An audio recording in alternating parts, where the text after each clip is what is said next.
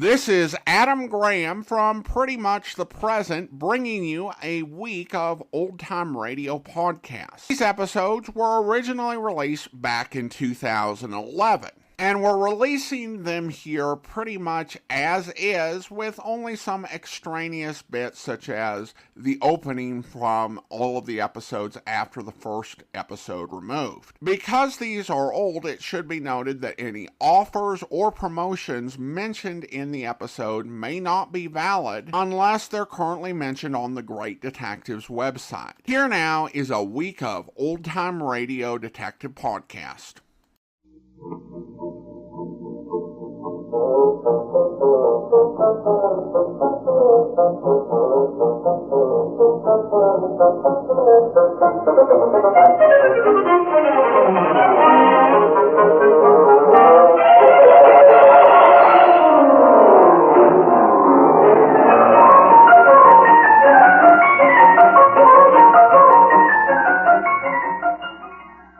Welcome to the Great Detectives of Old Time Radio. From Boise, Idaho, this is your host, Adam Graham.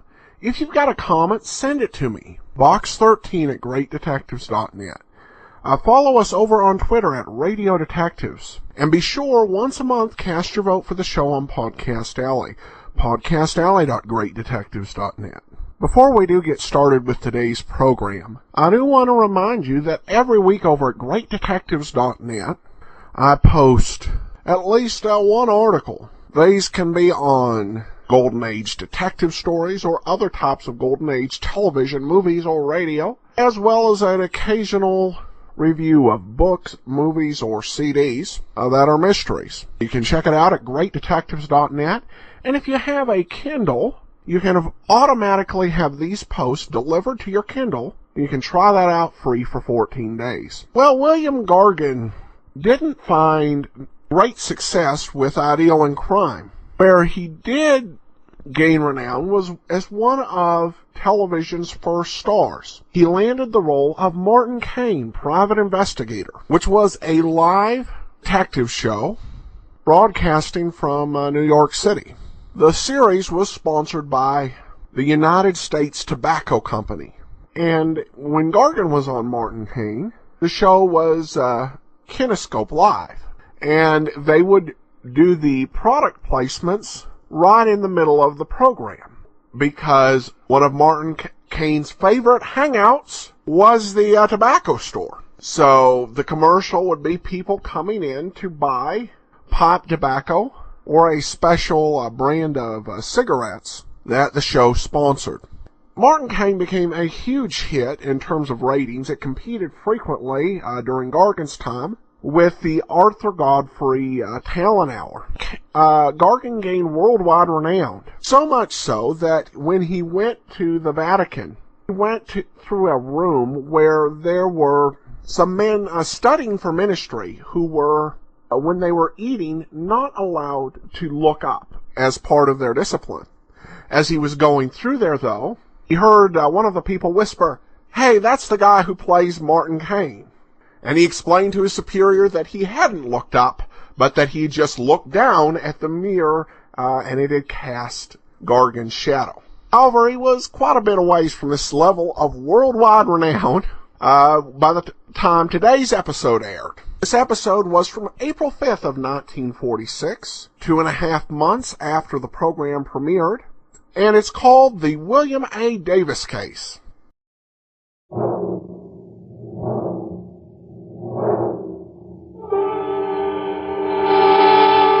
I deal in crime.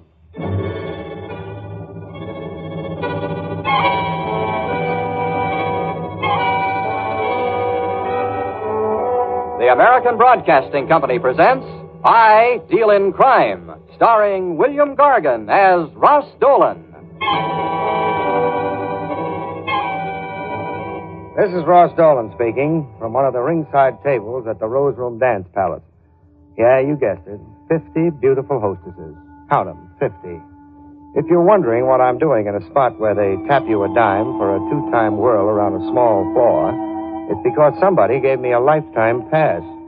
Also because a man named William Davis came to see me. William A. Davis, if you please. He was one of those stuffy little bus budgets, about 50 years old, and tried to cling to a dull youth by brushing his thin hair over a rapidly spreading bald spot. He walked into my office one bright afternoon and said, Mr. Dolan, you're a detective. I want you to find my daughter for me. Sure, Mr. Sit down. I haven't time. My name is Davis. William Davis. William A. Davis. Well, glad to meet you. My name is Dolan. Ross Dolan. The only second name my father gave me I got when I broke the mirror in the front parlor. I have no time for levity, Mr. Dolan. Oh. Naturally, since my daughter has disappeared, I've been quite concerned, even a trifle distraught, if I may say so. Oh, say anything you want. I live up in Mission Valley. I lived there for 20 years. And one day last week, my daughter simply disappeared. How old is your daughter, Mr. Davis? She's 17. A dangerous age. Yeah. Also, you'll find her self-willed. You may have trouble bringing her back. Uh-huh. Any boyfriends, Mr. Davis? I know of none. I've prepared a sort of brochure on Jacqueline. It pictures a complete history, so you'd have something to work on. Here. Oh, thanks. She's a pretty kid, isn't she? Yes. Let us discuss your fee, Mr. Dolan. My ceiling is $5 per day. $5 a day? Mr. Davis, you better either raise your ceiling or lower your floor. You're talking to the wrong man. I'm a sporting man, Mr. Dolan. I'll make you a proposition. If you find Jacqueline, $500. If you don't, nothing. Now, of course, I'll pay your expenses. Mm-hmm. I think I'll take you up on that, Mr. Davis. Yes, I thought so. You have a reputation for being quite a gambler. Thanks. I presume her mother is quite concerned, too? I don't know, Mr. Dolan. Also, I don't care.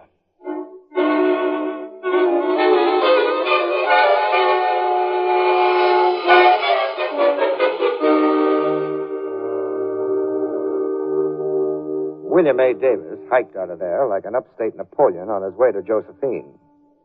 I settled down to the more serious job of finding a 17-year-old girl in a big city, and it turned out to be tough. The Missing Persons Bureau gave me no leads. Neither did the hospitals. I called and asked more questions than a quizmaster at a lawn party, and finally wound up with a pretty, nice, round goose egg. I decided to beat it down the street. But the minute I left the building, I got that uncomfortable feeling around the collar. I walked a block and looked around. I had a tail. I kept going towards the next corner. I rounded the corner and stopped. My pal was close behind me. He was a big, beefy bird, but I stopped him. Oh, pardon me. Hey, why don't you look where you... Uh-oh. What's the matter, Pally?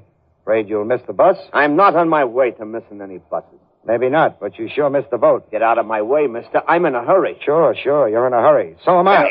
Hey, what are you doing? What are you pulling? It's on my arm. Maybe I ought to snap it for you. My arm. Cut it out, will you? Sure, Pally. As soon as you tell me why you were following me. I wasn't following you, mister. Change your mind, Pally? My arm. My arm. The guy told me to tell you. There was a guy on that corner back there. He gave me $5. You're lying, Pally. Yeah, I'll tell him. He was a lawyer. His name was Clemson. He's in the Ryan building. Uh-huh. What do you want? I don't know. Just wanted me to follow you. Tell him where you went, that's all. Can I, go now? Yeah, you're going, Pally, with me. This is another of your feeble fabrications. I'll really give you something to scream about.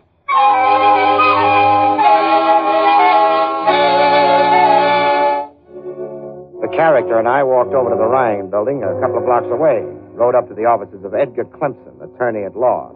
We walked right past a cute little secretary who was busy hiking her nylons up to sea level. Just a moment, sir. You can't go in there. Who said so, sister? Come on, you. Okay. You, Clemson? How did you get in here? Who are you? I got in through the door. My name's Dolan. I brought you something. What do you want? I'm busy. I brought your tail back, Clemson.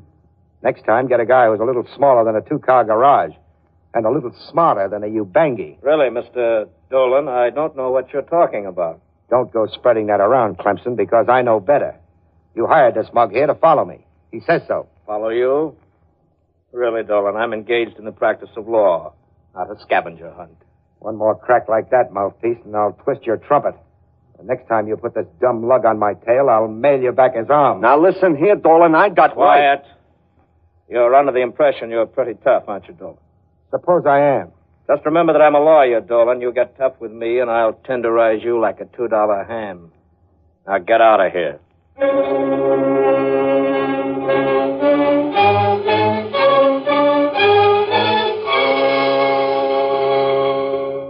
It would have been a pleasure to hang one on Clemson, but the percentage was against me. Then I remembered the story of that Greek hero, the one with the weak heel. I figured Clemson might have a weak heel, too. He did, and I was kind of sorry about calling her a heel. It was Charlotte Crandall, Clemson's secretary. I promptly picked her up and just as promptly sat her down again, in one of those cozy spots. Sure was nice of you to take me out for cocktails, Mr. Dolan. Oh, don't mention it, Charlotte. When I saw those nylons, I was a gone gosling. Oh, I'll bet you say that to all the girls. All the girls I know don't have nylons. They don't? Gee, sure is swell in here, Mr. Dolan. I've never been here before. Where do your boyfriends usually take you? Well, lately they've all been taking me home. That's so. I guess because they don't make much money. Or else they're smarter than... Say, how's your boss? Boy, was he mad at Butch, the guy who followed you. I can imagine. Butch do a lot of work for Clemson? Just where Lucky Maxwell's concerned. Lucky Maxwell. Don't remember him. Lucky isn't a he, Mr. Dolan. He's a she. No. She's one of Mr. Clemson's best clients. And you know something? No, why? She runs a diamond dance place. It's called the Rose Room. Must take it in some evening. Oh, I don't think you'd like it. It costs a dime every time you dance with a girl. Besides, I'd dance with you free. Maybe you got something, Charlotte. Have another... One of my boyfriends is coming over. Well, don't worry, Charlotte. One night this week, you and I'll go out. I'll show you the sights. Okay. Make it anything but the zoo. I've seen that 7 times this month. Anything but the zoo. Hey, okay. Hey, Miss Crandall, Mr. Clemson wants you right away. He sent me to look for you. Isn't it kind of funny you came to exactly the same place? Mr. Clemson said I couldn't talk to you, Dolan. Come on, Miss Crandall. Mr. Clemson is kind of mad. Okay, I'm going. Goodbye, Mr. Dolan. See you later. Yeah, kid. Well, I guess I better beat it, too. The boss sent for me to tell you something, Dolan. Yeah, what? Lay off his secretary, or he'll nail your hide to your own front door.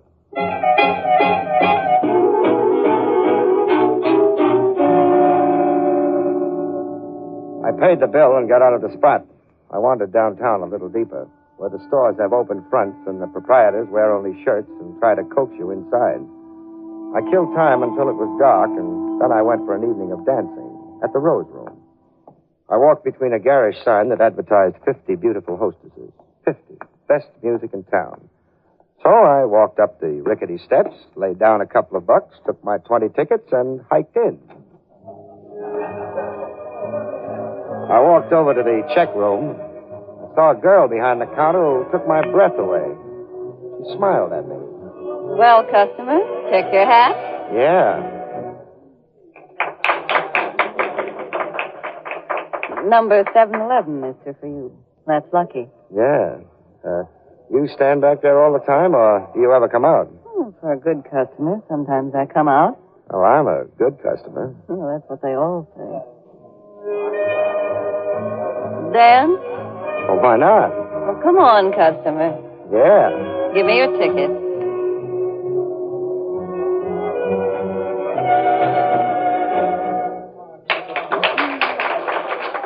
I'll have to have another ticket. That was a dance? Why, I only got a chance to do 3 steps. Well, up here, mister, you gotta be quick. You said it. How about sitting at one of those tables? Sure. Give me $1. $1 for sitting? Yeah, for 15 minutes. $3 for an hour. Holy smoke. What does a poor guy do around here? Well, he goes to a movie and saves his money. Want to sit? Yeah. And at that price, those chairs better be upholstered in platinum. Oh, how's this? Swell. Have something? Management says no. You can, though. Oh, thanks. Maybe I can't afford it. Say, who are you, mister? I've seen you places. Name's Dolan. Mean anything? Like the name, though. Wish I could stay. Yeah. What about that babe out there in the blue dress? Oh, you mean Jackie? She's popular. Too bad. Oh, of course, if you'd like to meet her, I can fix it. Would you? Fix it, I mean. Sure. I'll send her over. See you later, Dolan. I watched my erstwhile girlfriend walk out on the floor, say something to the kid in the blue dress, who I knew was Jacqueline Davis. Then she angled back to her check room while Jacqueline came towards me. She and the band made it at the same moment. Well, hello. Hello. You want to dance? Let's sit. Let's try one, huh? That's what we're paid for.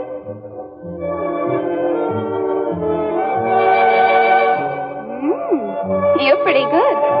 Thanks. Jackie? Oh, you know my name. Who told you? The doll in the check room. She did? Yeah. Why are we dancing toward the door? It's crowded over there. We're going places, kid. You got me wrong, mister. I don't leave the place. Oh, yes, I think you do. You're Jacqueline Davis, aren't you? So what? So your old man's looking for you. He's playing me a nice fat fee to bring you home. So we're walking over to the door. We're leaving, you and me. I won't go. And you can't make me. You're 17. Either you go with me now or I'll be back with a writ and shut this place up. I'm 18. Cut it out, kid. I know better. Come on, and don't say anything to anybody. Just a minute, mister. What goes? The girl. I'm taking her out. Oh, no, you're not. We don't permit girls to leave with the customers. You're in the wrong place. I'm in the right place. The kid's only 17. Our old man's looking for her. So? You want any more than that? No, beat it. And mister, don't come back. Okay. What makes you think you can get away with this? I don't think. Hustle it, kid. Your old man's waiting. I won't go back, and you can't make me. If you were my kid and you talked that way, I'd paddle you until you put on your stocking standing up for a week. Here's a cab. Get in. Okay. In, kid. Hey, Jackie, what goes? Mike, my father sent him. He's after me. Get in here, mister. The dame stays out. What do you think you're pulling? I'll get your license for this. Don't make me laugh. I don't have a license for a gun. Get in. Okay. Get upstairs, Jackie, and get Sammy. I don't have to. Here he comes now. Sit still, Dick. As soon as Sammy gets here, we're leaving. Oh, is Sammy going along? I see you caught him. Get going, Mike, out the post road. I got something for this monkey. Why, Sammy, are you talking about me? Shut up.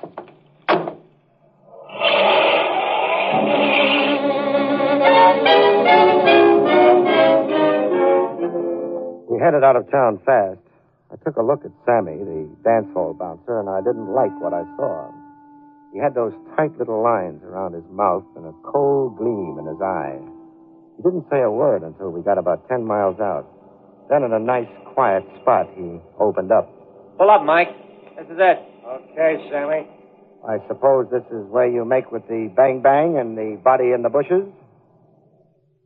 No, we're just taking you for this little jaunt to teach you a lesson. How nice of you, Pally. Do I get a diploma? Just be happy you don't get a hit in the head, Dolan. You're mixed up in something that doesn't concern you. Stay out of it. Who's going to make me? Several people. Next time we have to ride you out of town, you'll be a lot unhappier. Now get out. Oh, wait a minute. You mean you took me for this nice ride and now I have to walk home? You sure do, Dolan. And the next time I have to take you for a ride, you won't have to walk. Oh, nice. They'll bring you back in a basket. The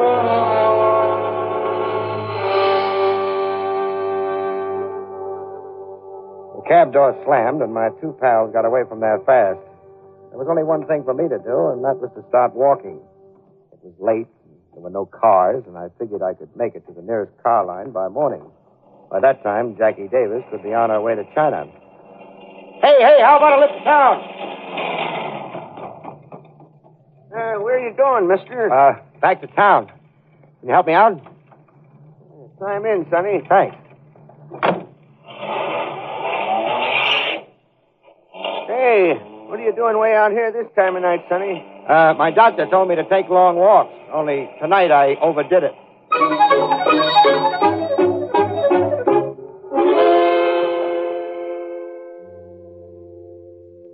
The old man edged away from me as though I were a psychopathic case, but he did run me into town. He chugged right down to the corner opposite the Rose Room where he let me out. I walked across the street and hid in a dark doorway next door to the main entrance. It was 10 minutes to 12. I made it just in time because Jacqueline Davis was coming down the steps with Sammy. Don't be silly, kid. I just took him for a long ride and make him walk back. But are you sure he's not around? Not unless he flew back. He's got a long walk, kid. Now, don't worry about a thing. I hope nothing goes wrong, Sammy. My father hired him to bring me back. I know. Now, forget it, will you, Jackie? Here comes Mike, right on the button.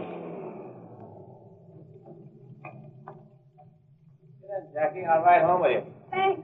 I'm kind of scared. Hey, anybody tell you, Mike? I'm clean.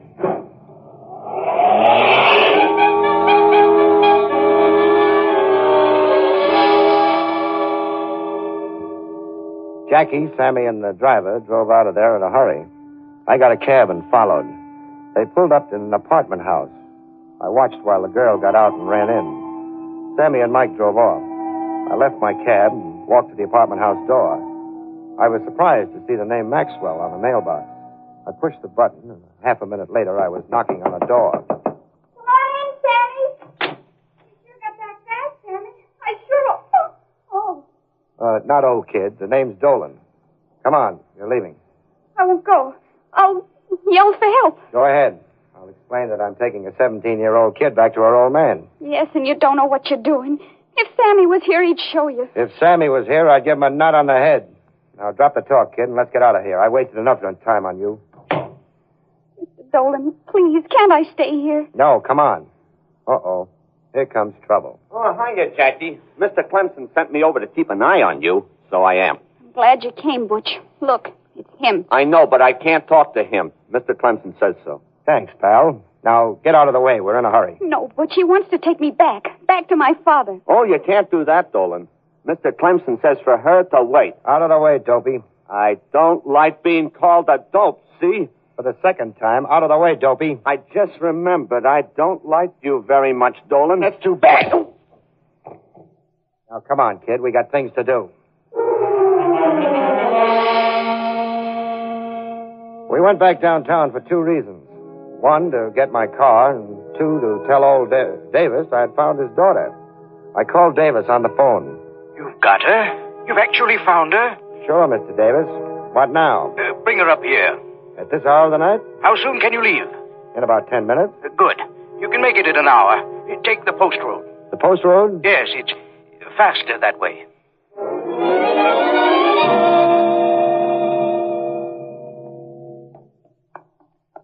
You know how to get to Mission Valley by the post road, Jackie? Even if I did, I wouldn't tell you. Okay, kid. Here's my car. I'll find the way. Wait a second, Dolan.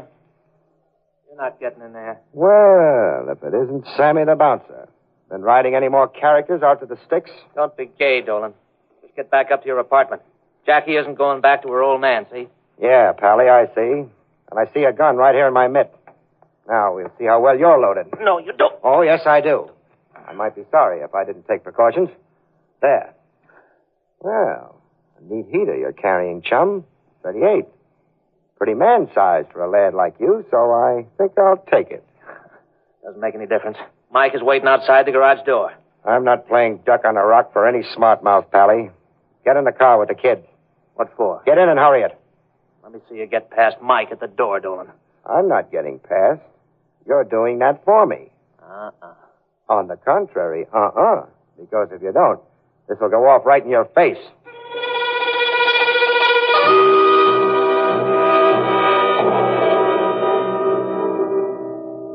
Sammy had a lot of nerve, but the gun scared him. We drove out the door. Sammy said the correct thing, and I waved gaily at Mike and beat it out of town. I remembered how kind Sammy had been to me, so exactly 10 miles out, I dumped him off to hoof it back to town. I don't think he liked it. We'll be there in 10 minutes, kid. I'm sorry I had to let Sammy out so far back. You think you're so smart. You just wait. Hey, look at that chump coming up behind us without lights. Hey, you turn on your lights.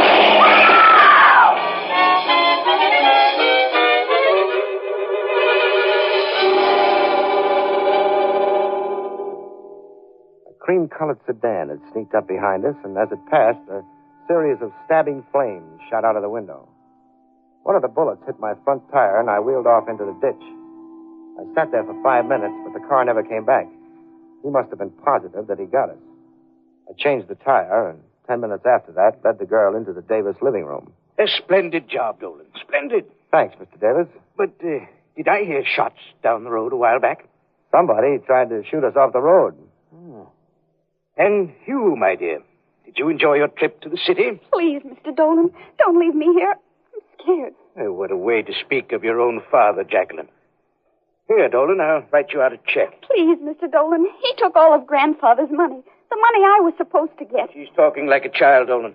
Come, I'll write you a check. Sure, you'll give him a check. You've got plenty since you drove Mother out of the house. Jacqueline, you don't know what you're talking about. That's so. Mother told me everything. You stole everything Grandfather left me. Your mother is a... Be quiet, Jacqueline. You're just a big crook. You've always wanted everything for yourself. Come, Dolan, I'll make you out your check. Just a minute, Davis. Jackie, is your mother, does she work down at that joint, kid? She owns it, Mr. Smarty. She's Lucky Maxwell. Jacqueline, I'll teach you to run off to the city and blab to your mother. High five. That'll teach you a few things. That'll be enough of that, Davis. If you want to beat your kid, do it when I'm not around. This is my affair. You keep out of it. I'll get your check. Please don't leave, Mr. Dolan. He'll kill me. Honest, he will. You be quiet, Jacqueline. Maybe I ought to hang around, Davis. You'll get your check and get out. That's what you'll do. Jackie, what kind of a car does your father drive? Why, Jacqueline? It's a cream-colored sedan. Mr. Dolan, you don't think... Uh-huh. You know, Davis, I've made a mistake. I've been working for the wrong person. You drove that car tonight. You asked me to drive the post road so you could knock us off. You were playing a little murder game on the safe side. Put up your hands, Dolan. That's what it is. You hired me to get the kid out in the open so you could knock her off. Too bad you ever learned to think, Dolan. Yeah. Now you'll have to get rid of both of us, won't you? I told you he brought her up here, Mr. Clemson. See? Yes, we thought we'd find you here, Dolan. Mother, what are you doing here? Drop it, Davis. Drop the gun. Haven't you done enough? Yeah, Mr. Davis. You're in enough trouble now. No, you don't. This is my house, and I've got a right to defend myself against all of you. Even you, my dear. You'd really shoot, wouldn't you? Of course I would. No, he won't. Give me that gun, old-timer. I said, give me that gun. Oh, keep away. Keep away. I'll shoot again. No, you won't, old-timer. Now, Mr. Dolan, I got something for you, too. I owe you. That'll be enough of that, Butch. But, boss... That'll be enough, I said. Thanks, Clemson. Don't thank me, Dolan. You're in trouble. I'm going to charge you with assault. That's for hitting Butch. And for kidnapping Sammy as well as Jackie. That'll cool you off. Yeah, and I don't blame you. For once, I was on the wrong side of the fence. Well, nevertheless, Dolan, we heard you outside the door. By doing what you did, you probably saved Jackie's life. Yes, Dolan, so under the circumstances, we're willing to drop any possible charges. If you'll help Miss Maxwell in her suit against Davis.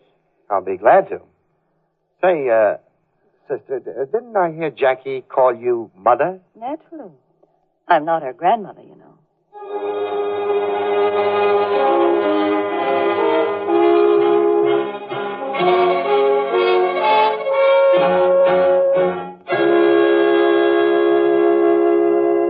The whole story came out then.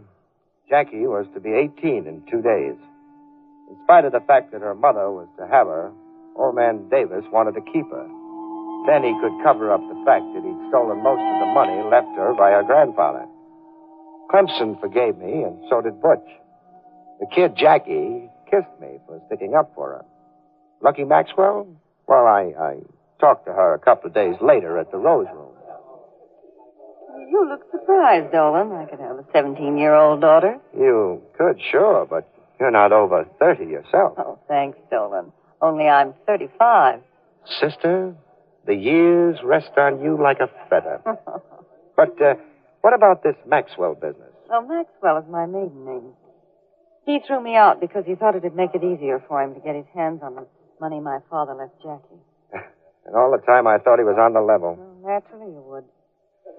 But do you know that for a long time, even I was a virtual prisoner? When Jackie grew older, she sneaked down to see me after I'd left him. But a joint like this? Oh, why not? That way I could keep an eye on her. Oh, by the way, Dolan, he promised to pay you. He can't, but I can. Here, here's a check.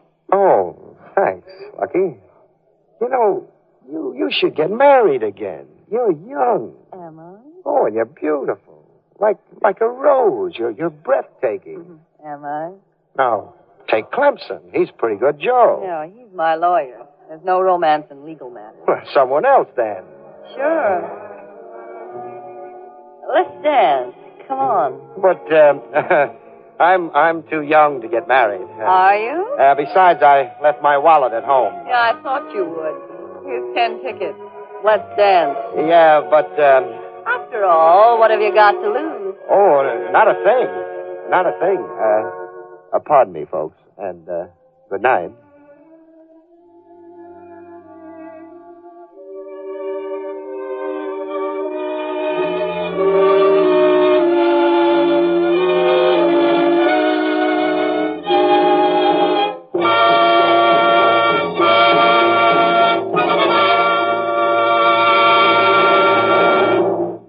Don't forget to listen again next week, same time, when you will hear William Gargan say, I deal in crime.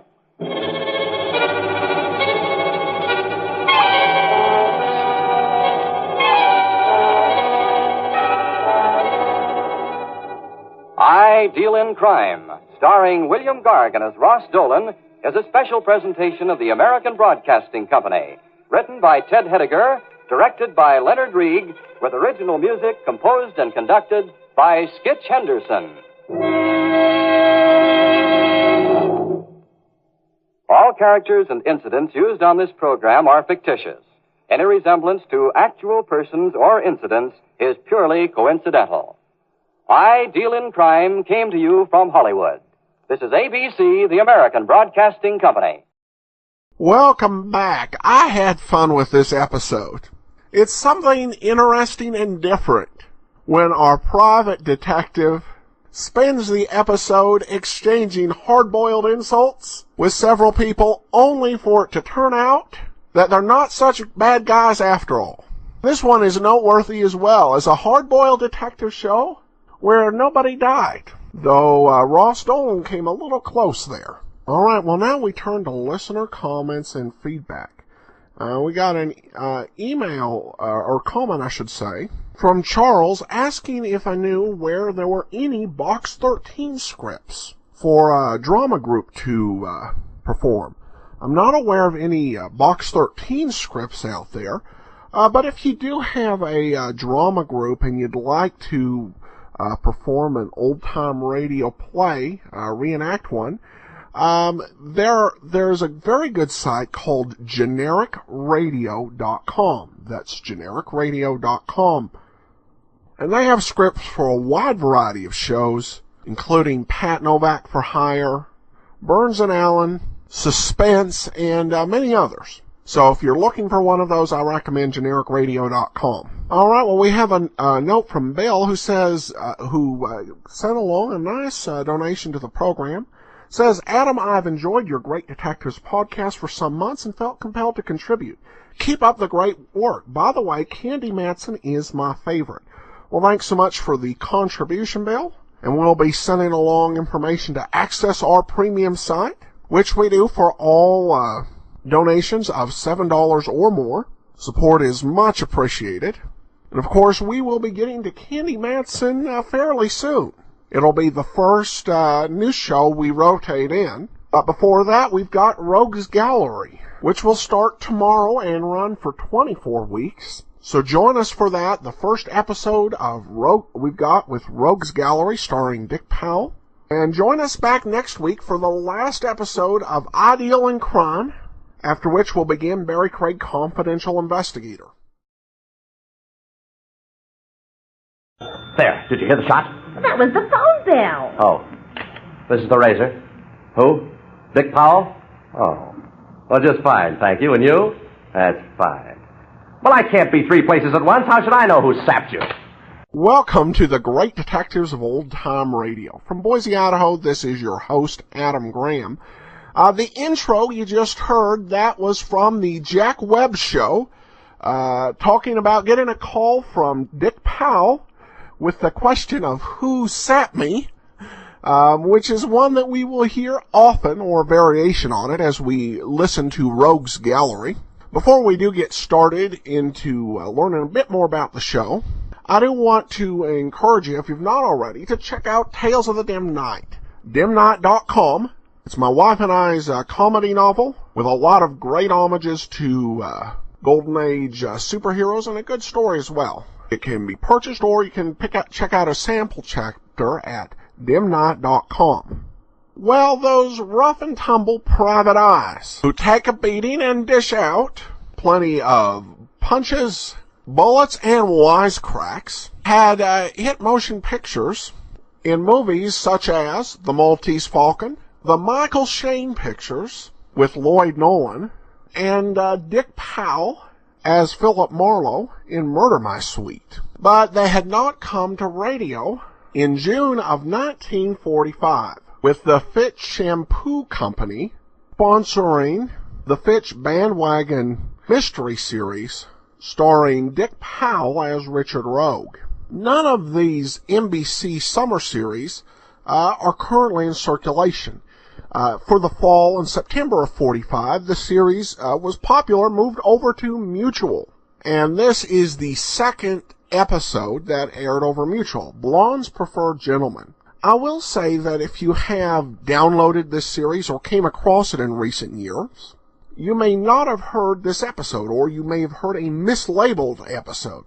When I went to get the file I had downloaded, I actually got a copy of another episode that we will hear later called Blood on the Sand. However, I tracked down today's episode. It's called Blondes Prefer Gentlemen, and Dick Powell will star as Richard Rogue.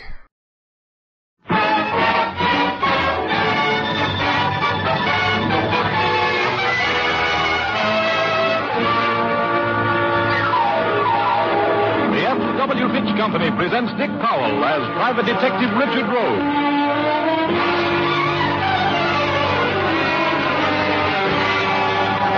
In Rogues Gallery.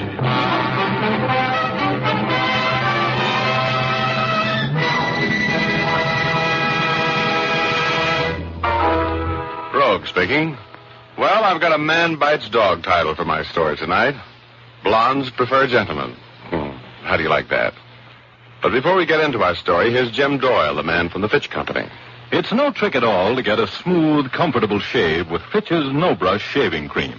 You just wet your face, apply the cream with your fingers, and you're ready to shave. The instant you apply Fitch's No-Brush to your face, the special skin conditioner ingredient goes into action to prepare your skin for the shave. It gets right next to your skin to hold the whiskers up until the razor comes along and mows them down. The lubricating qualities of Fitch's No-Brush actually help your razor glide easily without nicking or scraping your face. Then when your shave is finished, your face will feel cool, relaxed, and refreshed. Fitch's No-Brush is the easy-to-use shave cream that's fast becoming a favorite with men everywhere. Get it at your drug counter. Or if you prefer a lather cream, get Fitch's Brush Cream. It also contains the special skin conditioner. Leaves your face feeling soft and smooth when the shave is finished. Fitch's No-Brush and Fitch's Brush Cream come in 25 and 50-cent sizes. Thank you, Jim. And now I'd like to tell my story. Okay, here's Dick Powell as Private Detective Richard Rogue in another personally conducted tour through Rogues Gallery.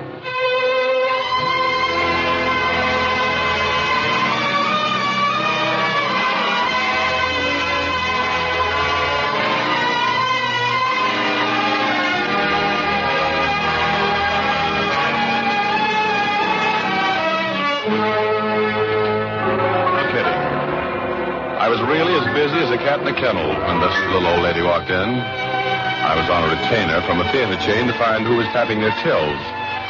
About as exciting as going to the races broke, and I needed more business like a canary needs an arranger. But I've got a weak spot for little old ladies, especially when they look like this one. Apple-cheeked, a little on the pudgy side, with curly snow-white hair showing beneath a black bonnet. She was a picture. She took me back a lot of years, and I like being back there. Barefoot boy with cheeks of tan. Oh, good Lord, could that have been me?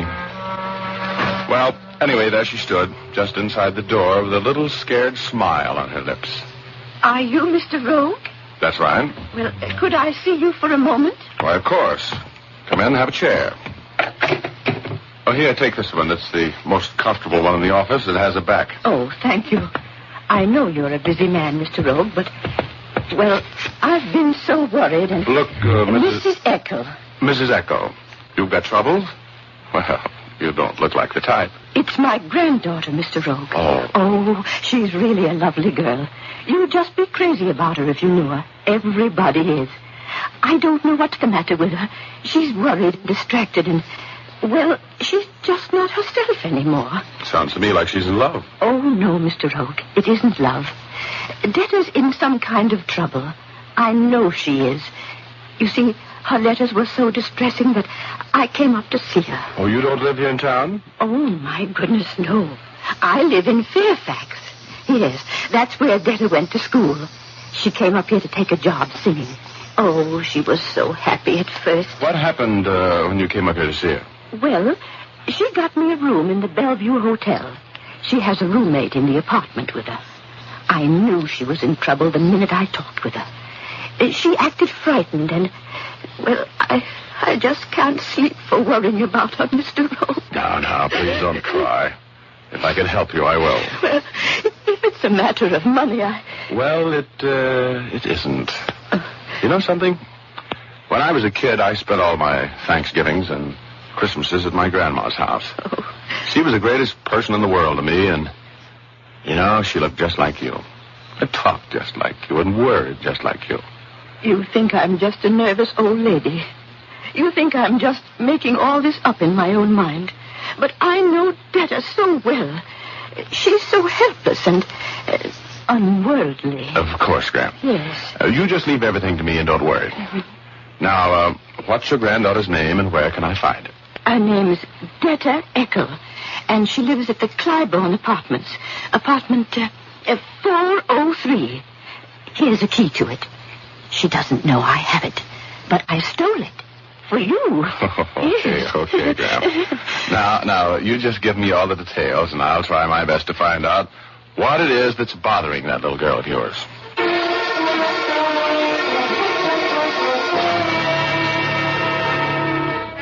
Well, that's me, the boy volunteer. Never so busy that I can't neglect a steady client to take on a case that wouldn't mean a dime to me. You'd think I hated the sight of money, which is less than the truth. Well, I just sat there for a while, thinking about my grandmother in those dear, dead childhood days. Me, the guy who wouldn't bet 8 to 5 that tomorrow's Friday.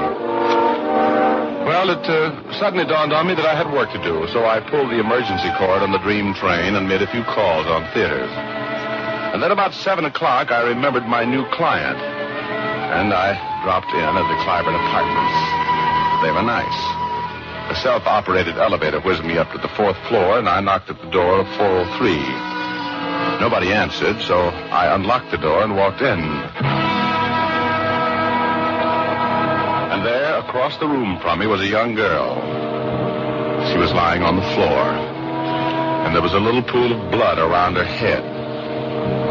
I just stood there for a split second while that still, small voice within me talked sense. You'd better get out of here, Rogie. That dame's dead. Oh, brother. Right in the back of the head. The poor kid. Yeah, the poor kid. What's it to you?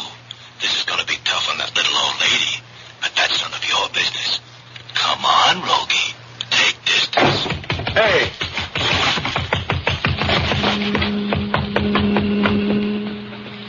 That was the killer, Rogie. He was hiding behind the door when you came in.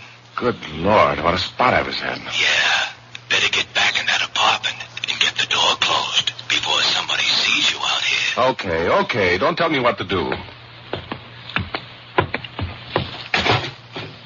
Oh, this is too bad. Sweet-looking kid. Nice face. Cute figure. Dancer's legs. She was writing something when she got it. There, on the Yeah. To the chief of the police, I have some information. That's as far as she got. Sure.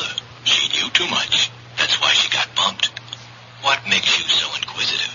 You tired of living? Snapshot.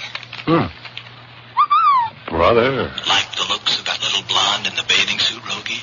Miss Universe of 1940 anything.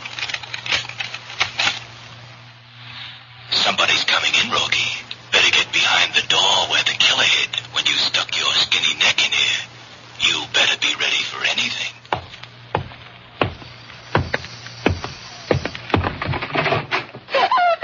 Quiet. You want the cops to come up here? Wait a minute now. No, Francie! Is she dead? Yes, I'm afraid she is. You know who killed her? You did, of course. I did. What would I kill her for? I don't even know her. Stop pointing that gun at me. If you're going to shoot me, go ahead. I don't care. I'd rather be dead. I would. Have you any idea who might have killed Miss Echo? I'm Miss Echo. That was Francie McCall. She was my singing partner. You killed her thinking it was me. Look, would you mind straightening me out a little bit? If you were dead of Echo... I am dead Echo. Look, here's my driver's license, my initial on my person. There on the mantel is a picture of me. You killed the wrong girl. I'm the one who was supposed to have been killed. You better go back to Mooney and tell him you made a mistake. Look, baby, I'm Richard Rogue, the private dick. I'm not a killer. Now, why is this Mooney guy trying to have you bumped? If he's responsible for killing your friend, we have to get him for it, don't we? Go away from me. Go away. Don't you touch me.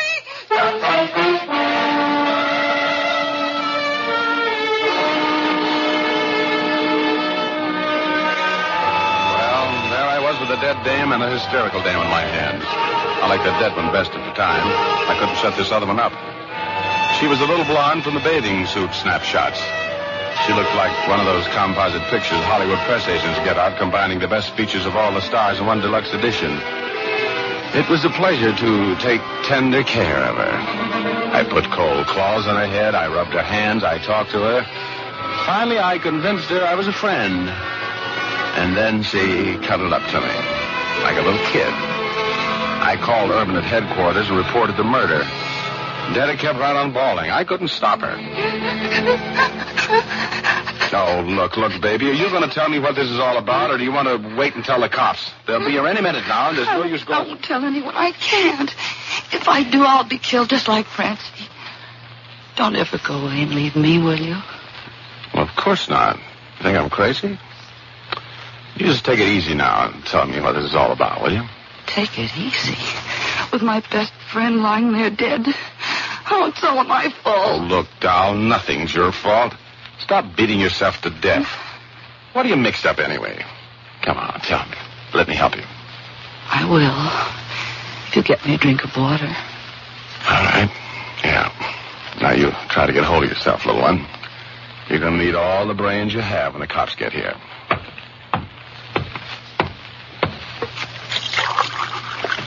Hey! Why, that dirty little double-crossing... Oh, brother, that's all I need for her to run out on me.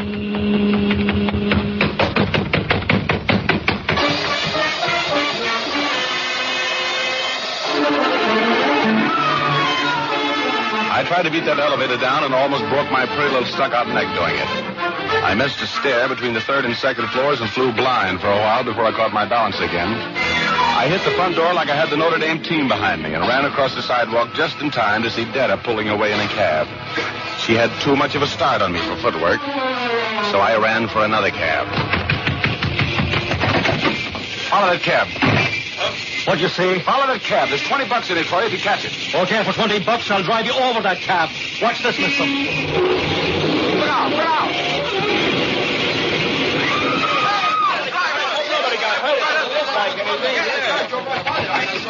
Hey, had an accident, didn't you? No. Just trying to cure my hiccups. Get out of the way. Just a minute, Rogue. Where are you going? Oh, hello, Urban. I wasn't going anyplace. He was in the cab. He was going someplace, all right. Take that driver down and lock him up, Olson. Maybe we can teach him not to pull out in front of police cars. Look, Lieutenant Urban, I've got to make a call. If you I understand there's a dead girl on the 4th floor of this apartment building. Yeah, and you know how you know? I told you, remember? Then you tried to run out. You're smarter than that, Rogue. Come on, boys. Push the button there, will you? For... Now, who is this dame that got the business, Rogue? I don't know. You don't know? You just happened to drop in because you heard she was dead, eh? No, Well, I was working on a case, and I... Okay. You go first, Rogie. This is it. Try the door, Stacy. It's open. Oh, you know everything, don't you? I try to keep in touch. Shot from a distance of over 2 feet. Right at the base of the brain. Never knew what hit her. That's right. Who did it, Rogie? And why? I don't know. What's her name?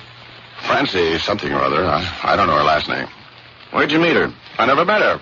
Alive. First time I saw her, she was lying right there, dead. You're going to be difficult, eh? You bullhead. Stick around. You mean I'm pinched? Did I say so? Now, look. You're not talking to some correspondence school pickpocket, you know, Lieutenant. Either pinch me or let me go, and make up your mind which right now. Shut up.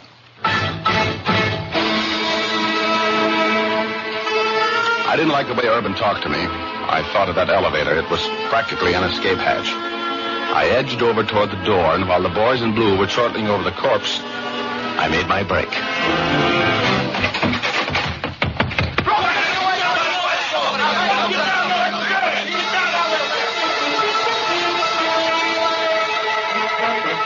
I could hear the cops running down the stairs as I ran out through the door and jumped into a cab and got out of there.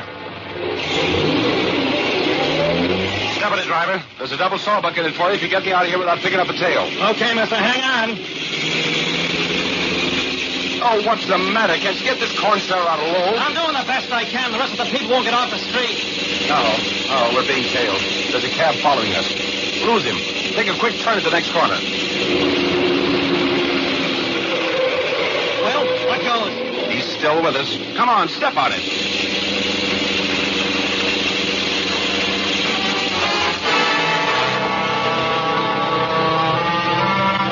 I had a good driver. He pulled every trick in the book to lose that shadow, but none of them worked. I was being followed. I didn't know who was following me, but I did know it wasn't the police, and that it wasn't a friend.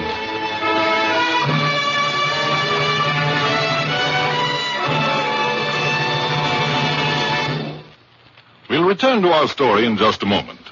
But first, I'd like to tell you about the thousands of smart women throughout the United States and Canada, including glamorous Bess Myerson, Miss America of 1945, who are now using Fitch's saponified shampoo to keep their hair lustrous, soft, and silky. These smart women have discovered that Fitch's saponified shampoo gives a rich, abundant lather even in hard water. And what is more important, they've discovered that this rich, billowy lather carries away all impurities from their hair and scalp, leaving the scalp clean and refreshed, the hair sparkling and lovely.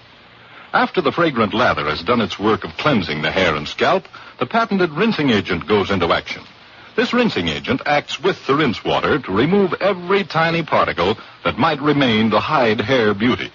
No special after rinse is required. You'll find Fitch's saponified shampoo is economical for use by the entire family. Buy that big economy 16-ounce size that sells for $1, or the generous 6-ounce size for 50 cents. If you prefer, ask for a professional application at your barber or beauty shop. Fitch is spelled F-I-T-C-H.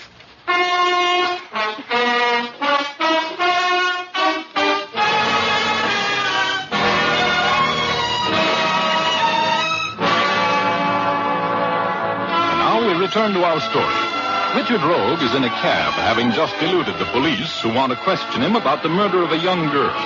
He looks out of the back window of his cab and sees that he's being followed. He urges his driver to greater speed, but still the shadowing cab follows him. Rogue is worried.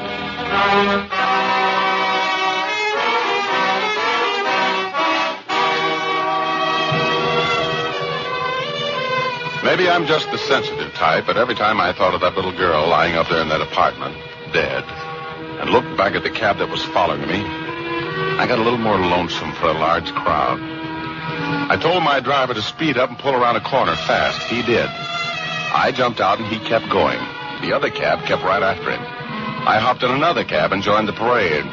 Now I was doing the tailing. I got a good look at my ex-shadow when he got out at the Club Moderne and went in. That's all I wanted right at that point, so I told my driver to take me to the Bellevue Hotel. I wanted to talk with Grandma Eckel on a matter of life and death. Oh, hello, Mr. Rogue. Good evening, Mrs. Eckel. I have to talk with you. Come in, won't you? You know, I've been trying to reach you at your office. I'm very anxious to get in touch with your granddaughter, Mrs. Eckel. Oh, yes. I was a silly old woman this morning, Mr. Rogue. I've been trying to reach you to tell you to forget my visit. Oh, I see. Have you talked with your granddaughter? Yes, I have. By phone. Oh? She hasn't been up here? No, she hasn't. She's been very busy. And, will $50 be enough for you? I mean, for my wasting your time? Just a minute. Look, Graham, you've been smoking too much. I beg your pardon. Oh, look at this ashtray. It's full of cigarette butts, fresh ones, covered with lipstick. Oh, yes. You aren't wearing any lipstick, Graham. Where'd they come from? Well, I guess they must have been there when I took the room. Oh, no, Graham. Now, here, sit down there. You know, you're not a very good liar. Your granddaughter has been up here, and she hasn't been gone long. She told you to get me off the case, didn't she? No, you're wrong. I want you to drop the case because I found that there was nothing the matter with my little girl, that I had imagined the whole thing. Yeah? Did you imagine a murder? Murder? Mrs. Eckel, please take my word for it. I have to find your granddaughter. Now, what did she tell you? Well, she told me that if I didn't get you off the case, she'd be killed. That's just what she told me. Who does she know by the name of Mooney? Ever hear her mention that name? Yes, let me see. Now, think, Graham, think. Who is Mooney? Mooney. He's the man that Debtor has been keeping company with. Well, what do you know about him? Where can I find him? What does he do for a living? He's a gambler. He has the gambling rooms above the club where Debtor's been singing. Where's Debtor now? She went to meet him. She went someplace to meet Mooney? Yes. She called him from here. She was going to meet him at the club. The Club Moderne? Is that the name of the club? Yes, that's it. The Club Moderne. Oh, please take care of her, Mr. Rogue. You know, she's all I have in the world.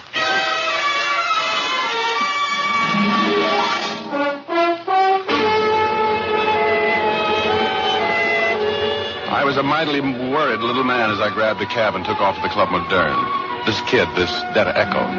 Oh, she should have never left Fairfax. Poor little dumb dame. I just hoped I could get to her before Mooney got another chance at her, that's all. I walked into the Club Moderne and stood for a moment in the foyer, looking around for Debtor and Mooney.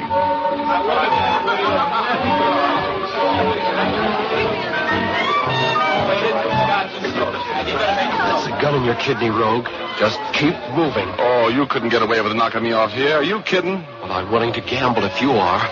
Now move. Up those steps over there at the right. Go on. Okay, tough stuff. You're calling this dance. When you get to the head of those stairs, turn right. To the red door over there, you see it? Yeah, I see it. Do you have to poke so hard with that gun, Junior? I'm very ticklish. I'm dying laughing. Keep moving.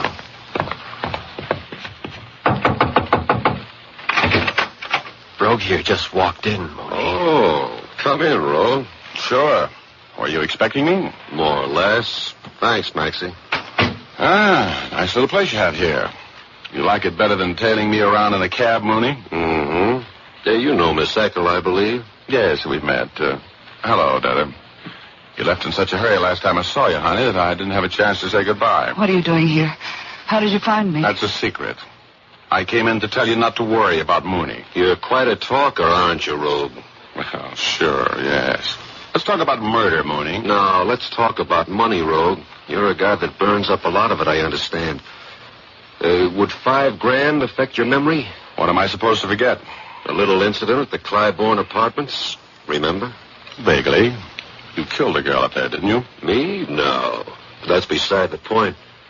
You want to play ball? I didn't say no. Where's the dough? Oh, looks very pretty. Count it out, Mooney. Sure. While I'm counting, you make up your mind.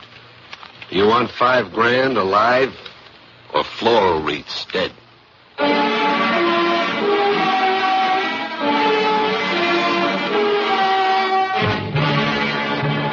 My hero blood was reaching the boiling point, and I could feel a foolish move coming on. I nerved myself up to my desperate Desmond personality, and then while Mooney had both hands busy counting money, I made a dive for him, right across the desk.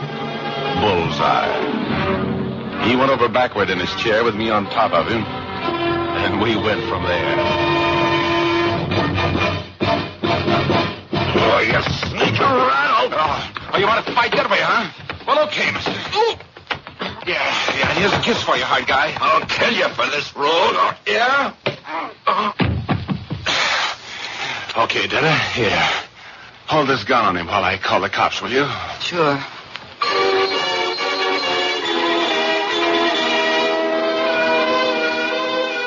I was feeling pretty proud of myself when I put in that call for the cops. Richard Rogue, the demon detective, good sleuthing, done cheap. As a matter of fact, I think I was whistling when I heard Detta's footsteps behind me. I was just half turned around when I got it. Oh, the Washington Monument fell on me and I took a dive in the midnight.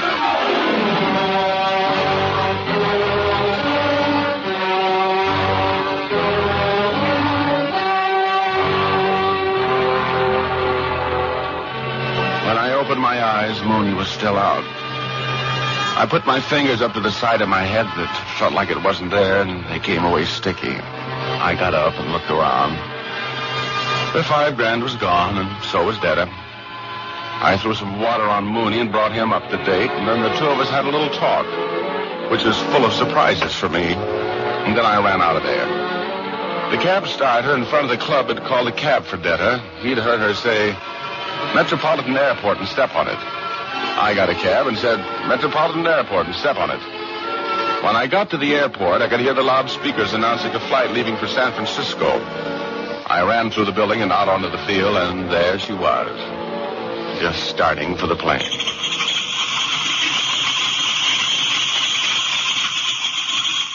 Hello, Detta.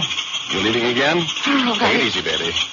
I've got my heater pointing at you, and I'd hate to have to shoot any holes in that lovely dress. How did you know I was out here? You know, you're not very smart, baby. The cab started at the club, or did you tell the taxi driver where you wanted to go? You should never have taken up murder as a hobby. Murder? Yeah, please don't be coy. Just explain something to me. Where did you get a ticket for the plane so fast? From a Marine. I told him I had to get back home. Well, thanks. I'm glad to know that Mooney and I aren't the only guys in the world that are suckers for blondes with your appeal. I'm not going back. They'll kill me. They'll execute me. I didn't mean to kill anyone. You have to listen to me. It's a little late for that. You'd better be thankful they can only fry you once, lovely. Come on. You've got a date with the DA. He wants to see you about a couple of murders.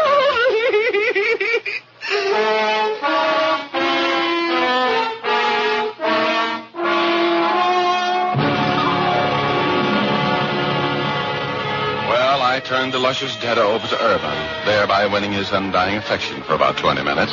Cops are very unconstant personalities. And then I muscled my poor, tired body back to my office. Oh, I was so tired I couldn't have raised my eyebrows with a block and tackle. I opened the door and wished I'd gone straight home. Grandma Ethel was sitting there, straight as a Roxy usher. Well, Mr. Rogue, have you seen Detta? What? Yes, I She's in jail? Oh, no, don't take it too hard, Gran. I was at her apartment. The police were just removing the body of Francie McCall. Well, you know that Detta was in... Are you trying to tell me that Detta killed that girl? Yes, she did, you know. Why? Why did she do it? Well, a couple of months ago, Detta ran over a little girl and killed her in a hit-and-run accident. She told Francie about it, and that's what she's been worried about. Oh. Francie was going to tell the police today. That's why Detta shot her. Oh, believe me, I'm sorry to have to tell you this. I believe I owe you some money, Mr. Rogue. Oh, no, please. I insist. I retained you to do a job, and you did it. I'll mail you a check in the morning. No, don't, please, no.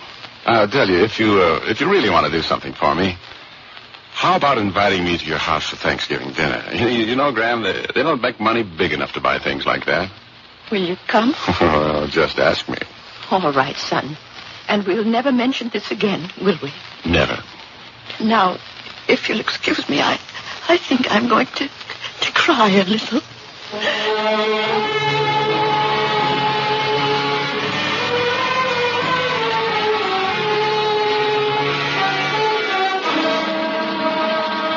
Well, that's the end of the story, except that they didn't burn Detta. The jury was looking at her when they should have been listening to the evidence. Mooney and I got to be pretty good friends. I learned that he'd been waiting downstairs for Detta while she was busy killing Francie. She told him what happened, and he was trying to catch me to button my lip with hush money. He was in love with the gal. The Marine that got talked out of his plane ticket was suffering from a touch of the same malady. Well, who wasn't? If there's anything in the theory of reincarnation, I want to come back as a blonde with Detta's equipment. And I can get away with murder. Unless there's a guy around as smart as Richard Rogue, and that doesn't seem possible. Now, does it?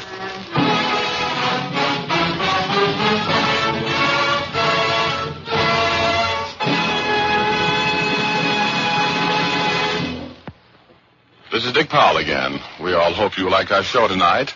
Ray Buffum wrote it. The music was composed and conducted by Leith Stevens, and production and direction was by D. Engelbach. Next week, we're going to do a real thriller entitled Murder in Drawing Room A. Lots of excitement. Don't miss it. Good night, all, and now, here's Jim Doyle. Don't forget to tune in again next Thursday, same time, same station, when you will again hear Dick Powell as Richard Rogue in Rogue's Gallery.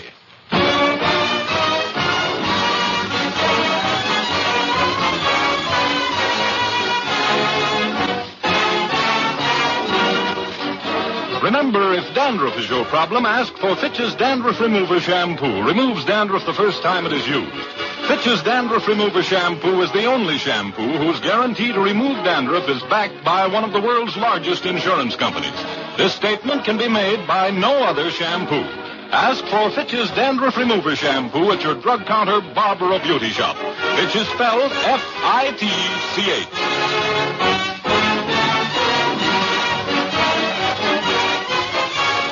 This is the Mutual Broadcasting System.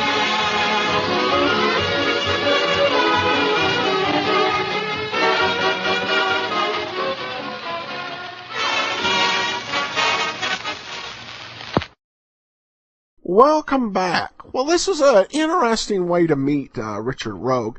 Usually when he has the conversation with his subconscious, it occurs when he is knocked out and sent to Cloud 8, a place of where a private detective can commune with himself when he has been knocked silly.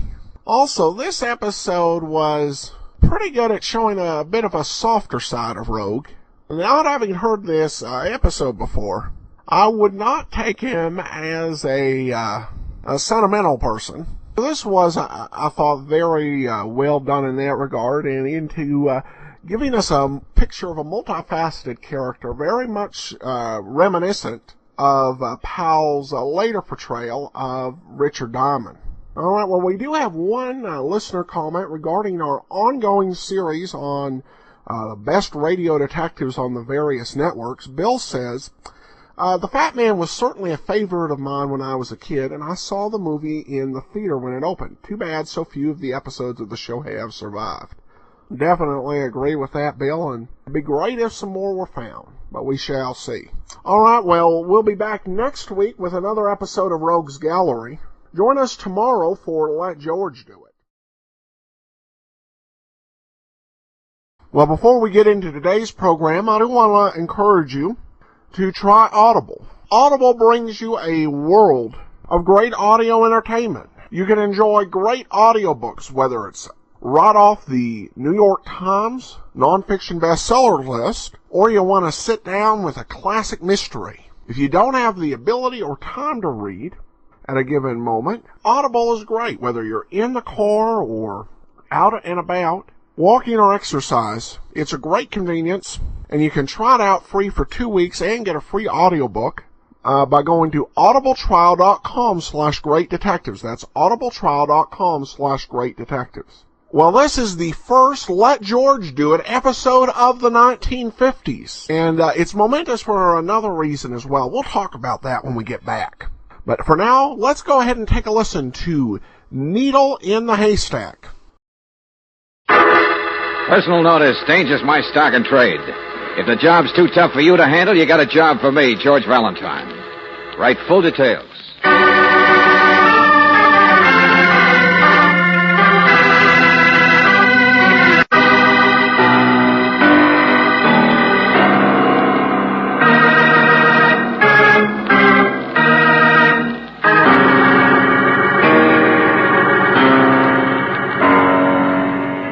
Standard Oil Company of California, on behalf of independent Chevron gas stations and standard stations throughout the West, invites you to Let George Do It.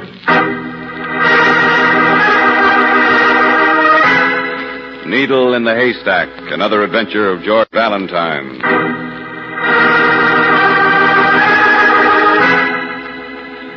My dear Mr. Valentine, I quite appreciate the imposition of sending you this urgent demand on a holiday. But I must see you. I must have your help immediately. My entire life's work is in jeopardy. My labor, my love, the fruit of my brain has been stolen from me. 12 priceless objects, Mr. Valentine, the culmination of my life's endeavor. My entire fortune, stolen. Please meet me at your office regardless of the hour. Most desperately, Ferdinand Vaz.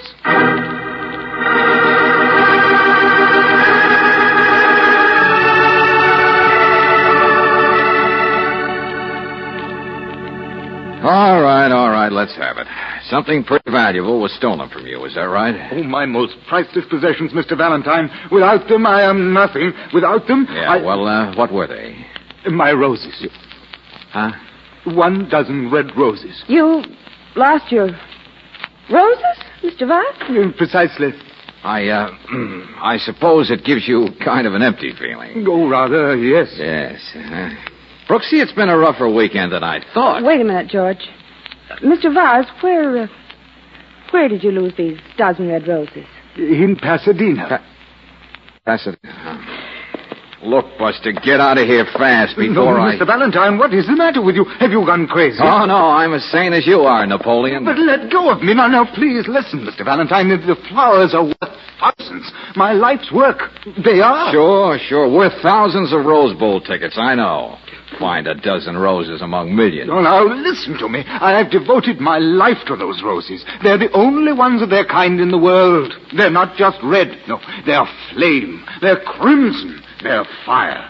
The Ferdinando rose. Ferdinando? It was the mater's idea, the name. Rather appropriate, don't you think? We live in Mexico City. Oh, sure, I could tell from your accent. Quite so. Oh, yes, I see what you mean. But we've been there for years now. And climate, you know. Mr. Valentine, you don't seem to appreciate. The Rose Festival in Pasadena attracts the world's foremost authorities on flowers. My unveiling of the Ferdinando today would have emblazoned my name in history. Like Martha Washington. I beg your pardon? Skip it, never mind. Somebody clipped your buds, stole them, huh? Okay, how did it happen? Well, I came up on the train, and then at the last possible moment, the mater posted the roses to me by air express. And so they'd be fresh, you know. But I have never received them. Did you call the airline? Oh, yes, the box was transported all right yesterday, but somewhere in the express delivery service it became lost or stolen. The service insists that they've never even heard of it. Oh, look, that sounds more like a mix-up in mail than it does... Mr. Valentine, I have the name of the man at the delivery branch office. I'm not concerned with whether he's a criminal or an idiot. All I want is my roses. I've tried to see him alone, and I've got nowhere. There's only a few hours left, man. My roses will be wilted unless you help me now. All right, take it easy. We'll go see this guy with you. Oh, brother, what a way to start the new year.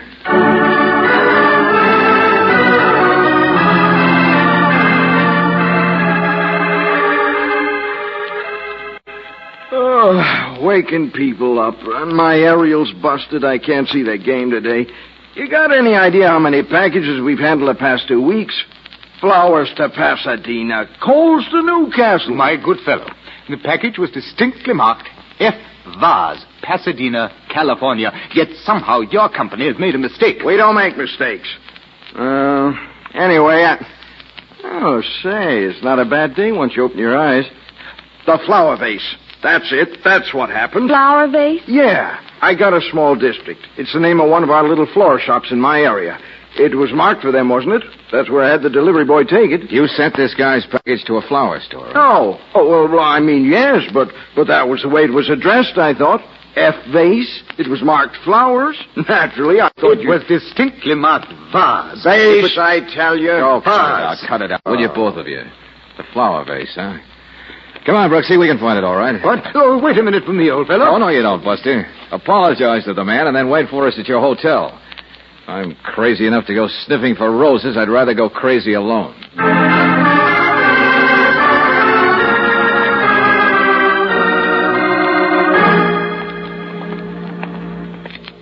This is it, I guess, George. Yeah. Not much of a shop. Well, it's a neighborhood place. Far cry from all the excitement up on Colorado, isn't it? Looks like it's open, though. At least somebody isn't rushing to get an early seat for the parade. Oh, brother. When I think I could be having scrambled eggs and waiting to tune in the Orange Bowl. George, look. Yeah. The joint's a mess. Flowers all over the floor. The lock was broken. This shop's been broken into. You mean broken up, Angel? Boxes all torn open, counter tipped over? I certainly don't see any roses, huh? Maybe this didn't happen so long ago, George.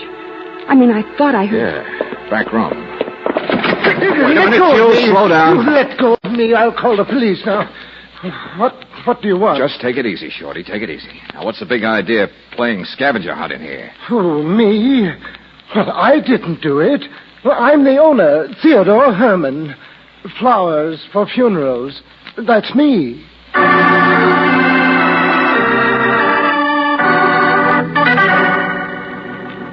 Mr. Herman, it just doesn't make sense. None of it. My shop has never been broken into before, Mr. Valentine. Never. I hate trouble. Funerals, a few corsages. Maybe somebody remembers a wedding anniversary. That's all I ask. Yeah, sure, I know. It's tough. But you say there wasn't any money taken out of the cash register. Well, how about those roses? Well, I have nothing to do with the Rose Festival. I'm just a small man. I mean, did you get the package? The one intended for Mr. Vard. But I tell you, the only business I had yesterday... Here's the receipt, George. What? It was with the papers with the counter tipped over. Yeah, sure, that's it, all right. 4 p.m. yesterday, received delivery, Air Express, package, Mexico City. So your memory's not so good, is it, Mr. Herman? Here, let me see. Oh, but I didn't. There, you see, J.H. It says J.H. Of course, it was my brother. Your brother? Joshua Herman. He signed for the package. I remember now. I had gone to Forest Lawn. Joshua stayed here for an hour or so. But didn't your brother say anything when you got back? He must have put those roses someplace, in water maybe. They must have been here several hours. He didn't say anything unless... Well, he might have made a mistake and put them in the big refrigerator back here. He's not a flower man. Cold storage is usually just for orchids. Stand still, everybody. Well, look at the orchid. Don't remark, sister, or I'll aim this gun closer. Suppose you stop waving it around the room, Rollo. I can't help it. I'm cold. Waiting all morning for you guys to stop jabbering. Well, get out of my way. Not so fast, Buster. You're the guy who tore up this joint. Of course he did. He did it. He was caught. He was hiding there. Shut up, Shorty. I ain't got no roses. There's nothing in there but a quart of ice cream. Now step to one side. I said stick around, And Rollo. don't get any bright ideas about following me, Valentine. You didn't find the roses, huh? Come on, who do you work for? You're not bright enough to want them. You can't hurt my feelings, Valentine, but I can hurt yours. Well, you don't Here, that's better. Now, you want to know where I'm going? I'll tell you, Bright Eye. I see. It's a hot bath.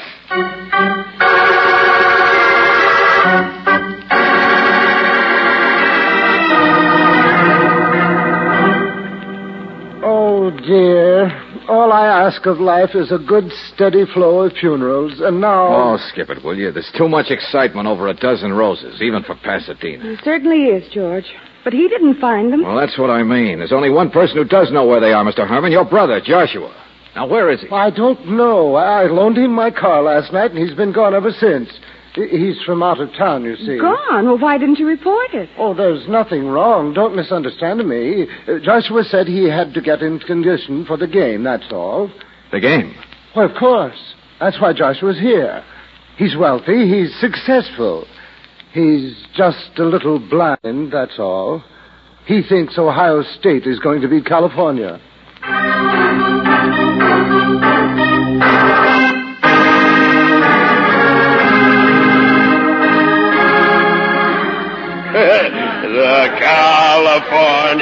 bear is losing all its hair.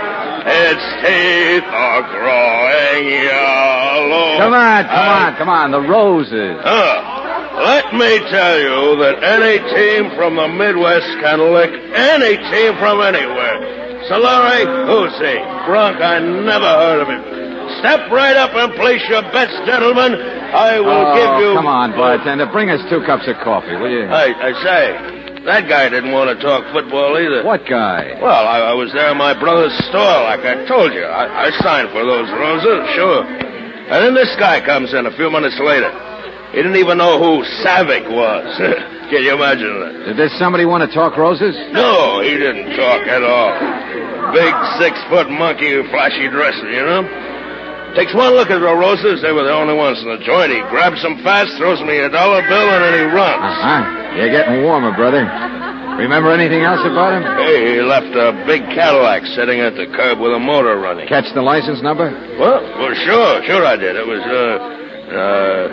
blank something 38. Okay. Yeah. Mr. Valentine, I just thought he was a big sport grabbing flowers for his wife, you know? Oh, yeah, something else, too. He was, kind of squint-eyed and had a mole on his cheek. Okay, thanks very much, Ohio. Stick around. What was he? Anyway, a crook or something? Say, I'm not really from Ohio State, I just happen to know a girl who was born in Dayton once. And let me tell you that we're football.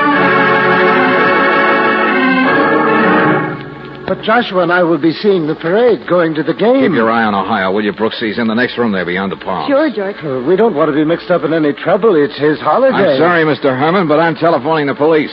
And 2 bits say they want you both to stick around to answer questions.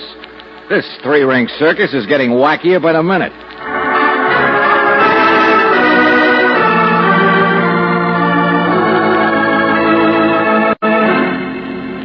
Where is Ohio? I don't see him, do you? Well, maybe Josh needed to wash his hands, Miss Brooks. I'll go and You're see. looking for Ohio State? He's outside. What? He said he needed some fresh air, miss. Coffee makes him sleepy. Oh. Through the back door there, toward the parking lot. Parking lot? Oh, you don't suppose he's on his way again, do you? Mine is a blue sedan. No. There he is, over there, asleep in the back seat. Oh, yes. You'd better let me snap him out of it. Joshua! No, wait a minute, miss. Stay where you are. What's the matter? Wait till I cover him with a blanket. Mr. Herman! Go back inside. Get Mr. Valentine off that throne. Now, hurry.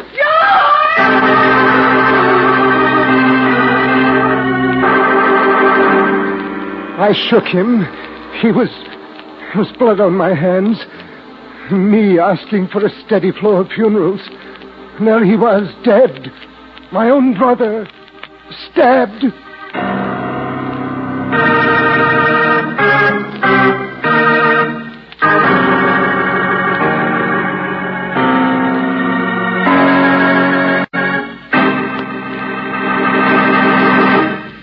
We'll return to tonight's adventure of George Valentine in just a moment. One of these days, you get in your car to start out to a dinner party, a business trip, or maybe a family gathering. You touch the starter and... dead battery. But there's an easy way to avoid that kind of holdup and have your car start fast every time. The protective service you get at independent Chevron gas stations and at standard stations will do it. They can tell in a jiffy if corrosion is threatening the battery cables. They'll make sure the water level is right and the terminal posts and clamps are okay. Why not get this speedy protective service tomorrow? Avoid the delay and extra costs of a neglected battery. It's especially important at this time because short trips in cold weather put extra drain on the battery, cut down its ability to do its job. And, of course, your battery loses power most when your car is used least. So for full starting power and to keep your lights and radio working properly, ask for a battery check. It's another protective service offered you at standard stations and at independent Chevron gas stations where they say and mean we take better care of your car.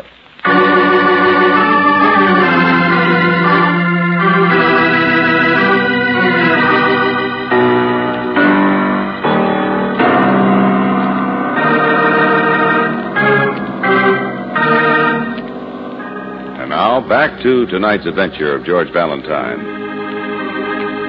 January 2nd, 1950. And where are you? Pasadena, of course. But you didn't come to see the Rose Festival. No, you only came to see 12 red roses belonging to Mr. Ferdinand Vaz. Only you haven't found them yet. And you didn't come to see the Rose Bowl game like Joshua Herman did. Only, of course, he won't be seeing it either, now that he's dead. His too full of thorns. Oh, fingerprints. A blanket with a hook, Caesar. But everybody's in a hurry. You had to go ringing bells to the city limits. All right. Let it happen. Oh, everybody's looking for a dozen roses. The car hijacked them last night, that guy, and let him get the rose. Yeah. Ohio State might remember some more. I don't know. Say, what told me about? The one with the garnet, Mike. Riley, I fell for anything else but true. What do you mean? That original story about the roses. Yeah, but there were some roses from Mexico City. We know that. Delivery service man told you he handled the package. Yes, and Joshua Herman told you he opened it, George. He saw the roses. And they're what the man came and took. Oh, yeah, sure. Thugs and hijackers and knife artists are all interested in a valuable new type flower. You mean you smelled something besides the Ferdinand? Sure. Smuggling. What else? Smuggling? Oh, it goes like this, Riley. A smuggler in Mexico, or maybe a ring of smugglers, I don't know, decide to take advantage of the season. Must be a lot of flowers being shipped around right now for the Tournament of Roses. Well, it's a good time and way to send something in, isn't it? Inside the roses? Or maybe some of them are phony roses. Yeah. Only the other stuff still happened. The misdelivered package, the hijacking. All I'm driving at, Riley, is send out a description of Ferdinand Vaz. Find him and you'll find the answer. What? Oh, that's right. I checked the hotel. Vaz never registered there. He's a phony. But at least he could tell us what it's all about. It was his bouquet. Well, come on. Get to work. He can't be anything worse than a smuggler and a murderer. We got a lead on that car, Lieutenant. Cadillac blank something 38. The one you said the guy who took the flowers was driving? Good work, Sergeant. Who's it registered to? We're checking it up now. The guy driving was big, dark, squint-eyed with a mole. Where's the car? Just parked, that's all, Lieutenant. How could anybody move anywhere with the streets all cleared for the parade? It's right in the heart of Pasadena with the rest of the world. Oh, no. Grand Avenue, right where the parade is forming. Talk about nickels in a haystack. I'm not so sure. Good place to hide, but a good place to get caught, too. Not even a crook can resist the parade. That Cadillac's on this street somewhere. Look, Brooksy, you and Riley go ahead. I'm going to take a look around. If our hijacker is here, he'll be quite a magnet.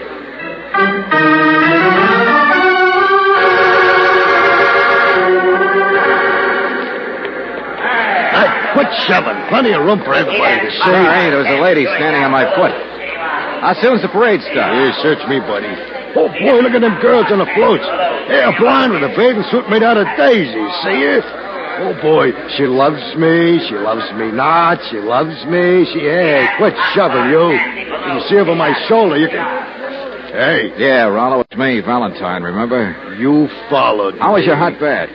I had coffee instead. Beat it. Man at work, huh? Don't you know it's a holiday? I still carry a gun. Get lost. Okay, you slide through the crowd, I slide through the crowd. Join me, you'll join the pavement. I don't mind. Go ahead, pull the trigger. Fearless four-stick, huh? With a few thousand witnesses, sure. Go on, create a little excitement. Smart boy. Look out, don't slide that way. Cop over there. Huh? Yeah, thanks.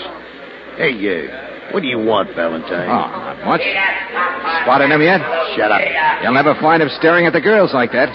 Come on now, keep your mind on your work. I won't interrupt. Oh, there he goes. What? There he goes in the sport coat, red necktie, running out on the street. So that's him, huh? The hijacker. Oh, I say, Valentine. Well, hello, Mr. Vaz. Welcome to the party. What'll I do with him, boss? I can't shake him. Well, never mind. Get after that red necktie. He's got the flowers. Sure, get the hijacker. Let's see what's in those flowers. I'll attend to Valentine. Run. The man will get away. He's heading for one of the floats. Hey, boss, wait a minute. You can't shoot a guy in this crowd. Will you do as I say? Now, run. After all, Valentine, a chap could use a knife in a crowd quite successfully. A knife? Well, not on a decoy, I'm afraid. I beg your pardon? I got fans in the audience, mister. About a dozen cops watching me. You see what's happening to your strong boy already? Come back there! Get out of the street! Well, stick around and watch the same happen to yourself. Not to me, Two down and one to go, Buster. I'm going to grab that hijacker myself.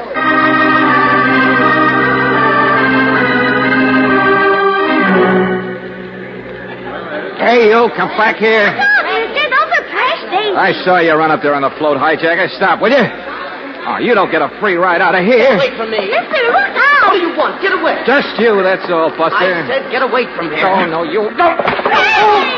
Strike 3, you're all out.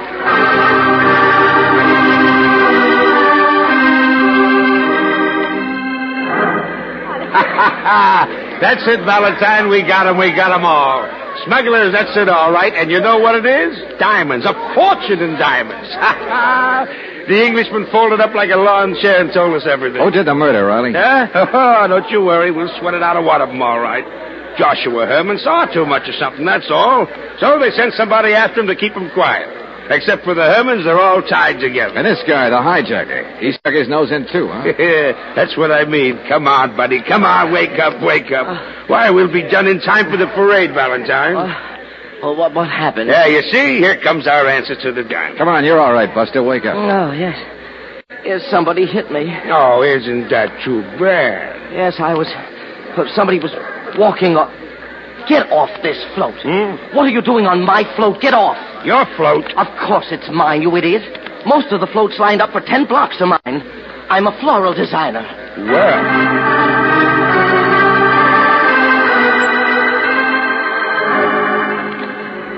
Yes. I ran into Herman's last night and bought some roses. I ran into every flower shop and front yard in Pasadena. But don't you understand? We needed them at the last minute. We were short of roses at the last minute. We thought you were a hijacker. You interfered with the big smuggle. Do I care? Am I interested in diamonds? Well, you should be. They're in the roses you bought. At first I thought I would sue you, gentlemen. Now I don't think I will. Oh, there goes the first band. About those dozen roses. Look, getting ready for the parade, we just throw all the flowers into bins for the decorators to use as they work. Gentlemen, this year I used 325,550 roses. And you're looking for diamonds in a dozen roses. Excuse me. Oh, no. Go ahead, look at the floats, Riley. They're look. Elephants made out of roses. Girls throwing roses all over the crowd. Horses decorated with roses. Horses even walking on roses. Roses. Oh, roses. Don't let it get you, Riley. You said you could work your murder case out all right. Why worry about the diamonds? But they're there. A fortune in diamonds. Maybe those roses are in the hubcap of a float. Or maybe somebody will just throw them in a garbage can. Well, at least you can't say we don't do things big in California.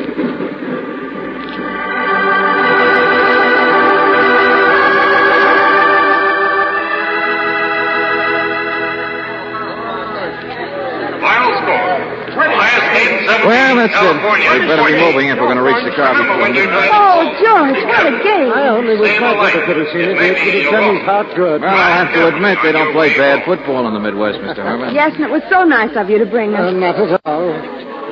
Made quite a day for us. George, you forgot the blanket. No, I didn't, Angel. I've been thinking about it. What?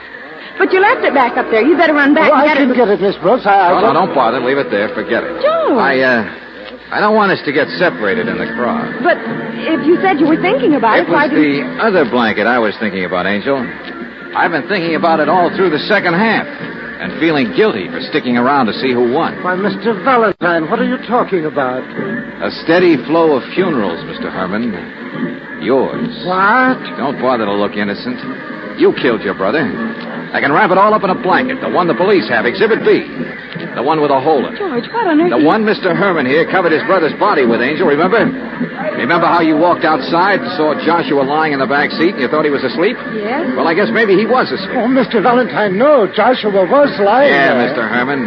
It was you who went over to open the car door and then told Miss Brooks not to come any closer. You pulled a blanket over your brother so she wouldn't be upset by seeing him. Told her to run to me for help. Well, yes, George, that's right. Well, Brooksy, how did the hole get in that blanket? Unless our friend here stabbed his brother through it. After you'd gone and just before he came running back to the bar. How about it, funeral fan? Goodbye, Mr. Valentine. Hey, what's your rush, man? Excuse me, get out of my way. No, Mr. Herman, you're not going any place. Out of my way! Not in this crowd. Stop shoving, will you? 103,000 people make a pretty good jail.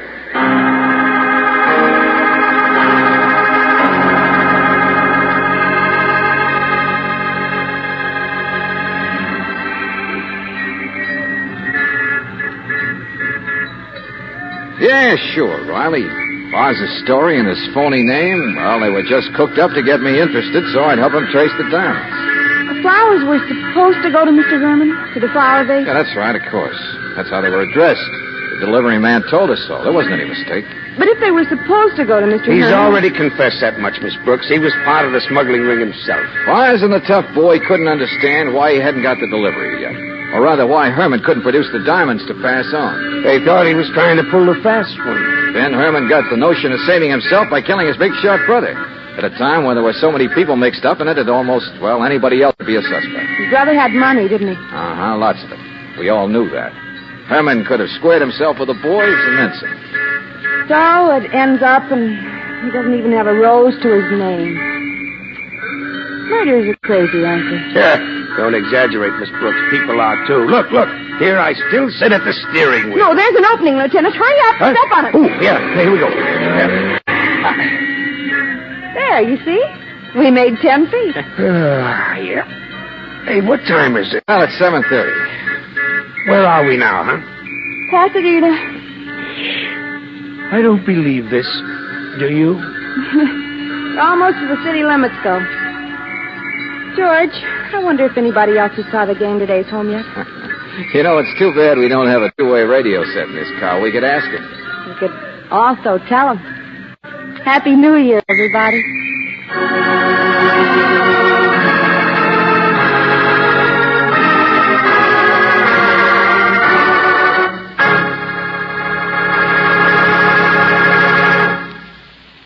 If the family car could pick up a pencil and write a list of New Year's resolutions, I bet you'd find this at the top of the list.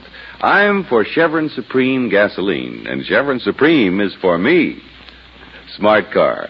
For this premium quality gasoline is climate tailored.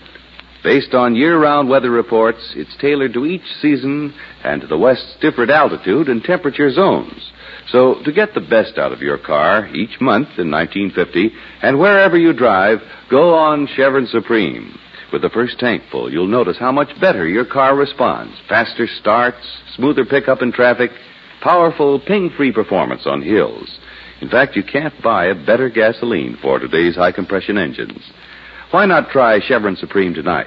Or ask for it tomorrow at independent Chevron gas stations and at standard stations, where they say and mean, we take better care of your car.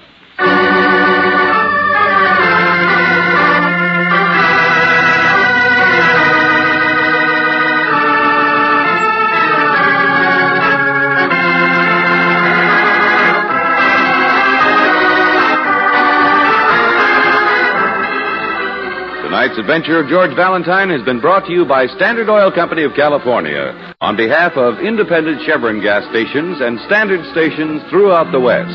Robert Bailey is starred as George. Let George Do It is written by David Victor and Jackson Gillis and directed by Don Clark. Virginia Gregg appeared as Brooksy, Wally Mayer as Lieutenant Riley. Ben Wright was heard as Ferdinand, Stanley Farrar as the Expressman, Bob Griffin as Teddy, Clayton Post as the Thug, Bill Conrad as Josh, and Sidney Miller as the hijacker. The music is composed and presented by Eddie Dunstetter. Your announcer, John Heaston. Listen again next week, same time, same station, to Let George Do It.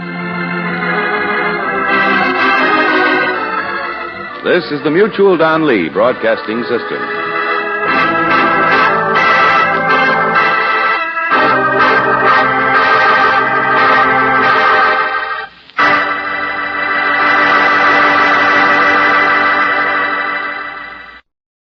Welcome back. Well, this one was an interesting show because Let George Do It, up until that point, really they had not given us any tip as to a geographical location that the show was set in.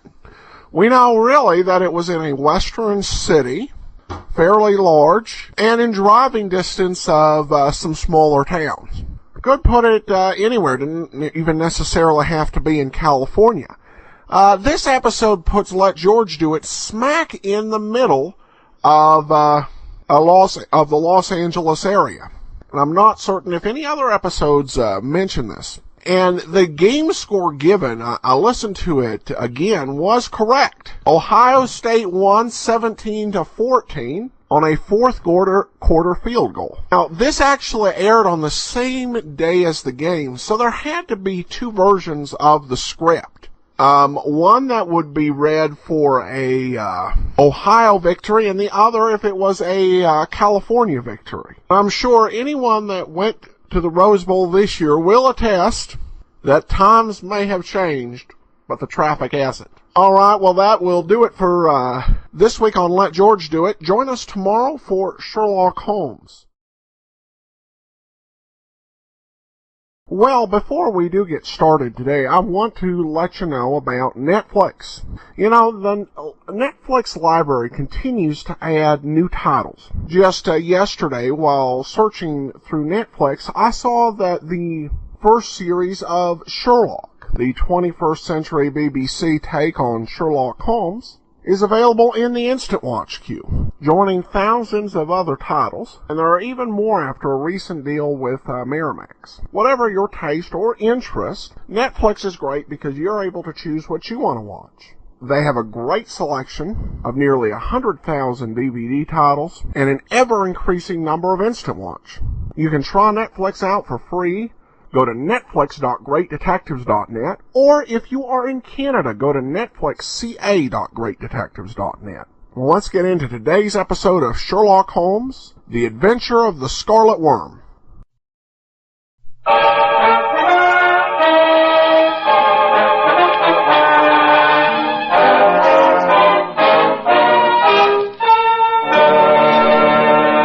Kreml Hair Tonic and Kreml Shampoo present the new adventures of Sherlock Holmes, starring Nigel Bruce as Dr. Watson and Tom Conway as Sherlock Holmes.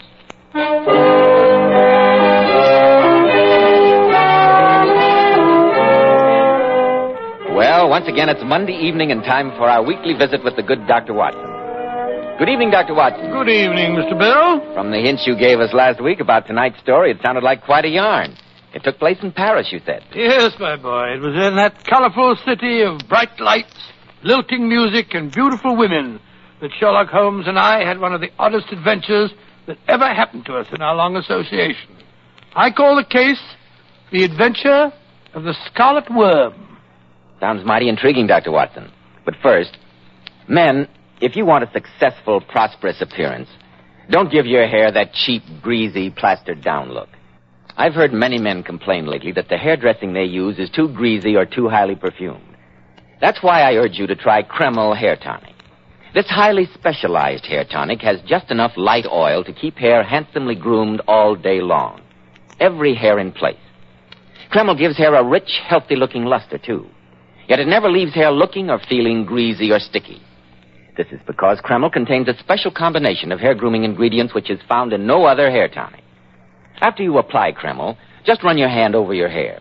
Notice how delightfully clean your hair feels. Notice how no greasy film comes off on your hand or hatband. And how the ladies admire that natural, well-groomed look which Kreml always gives.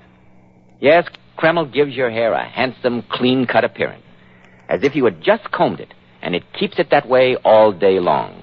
Kreml, Kreml Hair Tonic. Now, Dr. Watson, how about your new Sherlock Holmes story, The Adventure of the Scarlet Worm? Well, Mr. Bell, though that singular affair took place in Paris, I suppose the story really began on an October evening in Baker Street, a long, long time ago. I'd been more than usually busy with my practice that day, and I returned to our lodgings shortly after 9, I remember. As I entered the living room, Sherlock Holmes was seated at his side table, clad in his dressing gown and working hard over a chemical investigation. A large curved retort was boiling furiously in the bluish flame of a Bunsen burner. Finally, he brought a test tube containing a solution over to the table. In his right hand, he held a slip of litmus paper. You come at a crisis, Watson. If this litmus paper remains blue, all is well. If it turns red, it means a man's life. Good Lord, Holmes, really? Aha. As I thought, it turns red.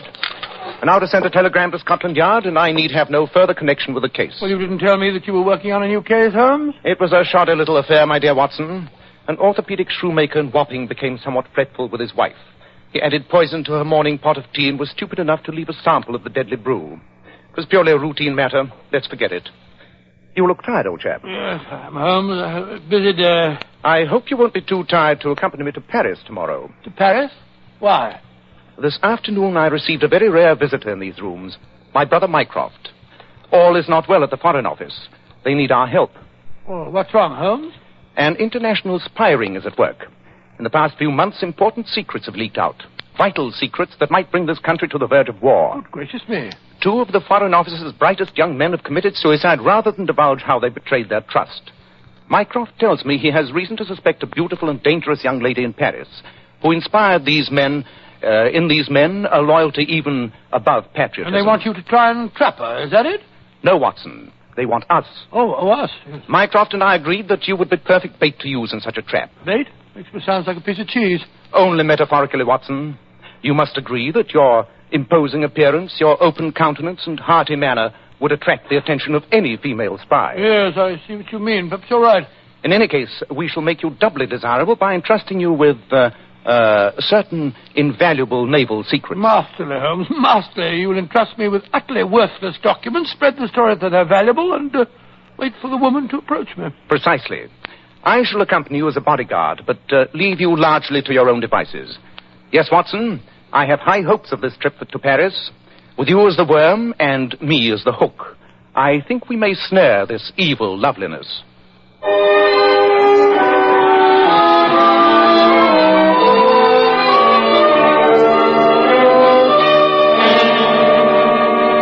Mr. Holmes, Dr. Watson, you have shown me your credentials and explained your mission. We are aware of this spy ring. We are on constant watch. But I think you would have done better to have stayed in your own country. We of the Paris police are perfectly capable of handling such an affair ourselves, I assure you. Inspector Rigaud, the fact remains that 2 Foreign Office men died here under sinister circumstances. Yeah, nasty business, you know. British officials. Monsieur, I myself investigated the deaths. They were both self-inflicted. We of the 2nd Bureau cannot fathom the mind of a suicide. Quite. But I doubt if the deaths were coincidental. Surely there must be some connecting link between them, Inspector? The only facts I can give you, monsieur, are these. Both men frequented an American-owned gambling casino in Montmartre. The name of it, please? Slater's on Rue Fontaine. The only other fact I can give you is that both the dead men were seen there in the company of a certain Mademoiselle Elvira. Ah, that must be the woman that Mycroft spoke of. Can you describe her, Inspector? Oh, what a woman. Although she is very young, princes have dueled for her favors. What? At the moment, a high official of the Banque de France lies in a prison cell because he appropriated funds that he lavished on her. She is a femme fatale, messieurs. But she is as elusive as the wind. Well, Watson, our first move is obvious.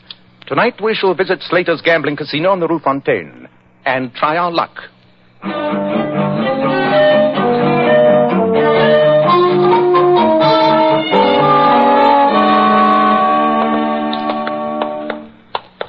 I say, Holmes, this is all rather exciting, isn't it?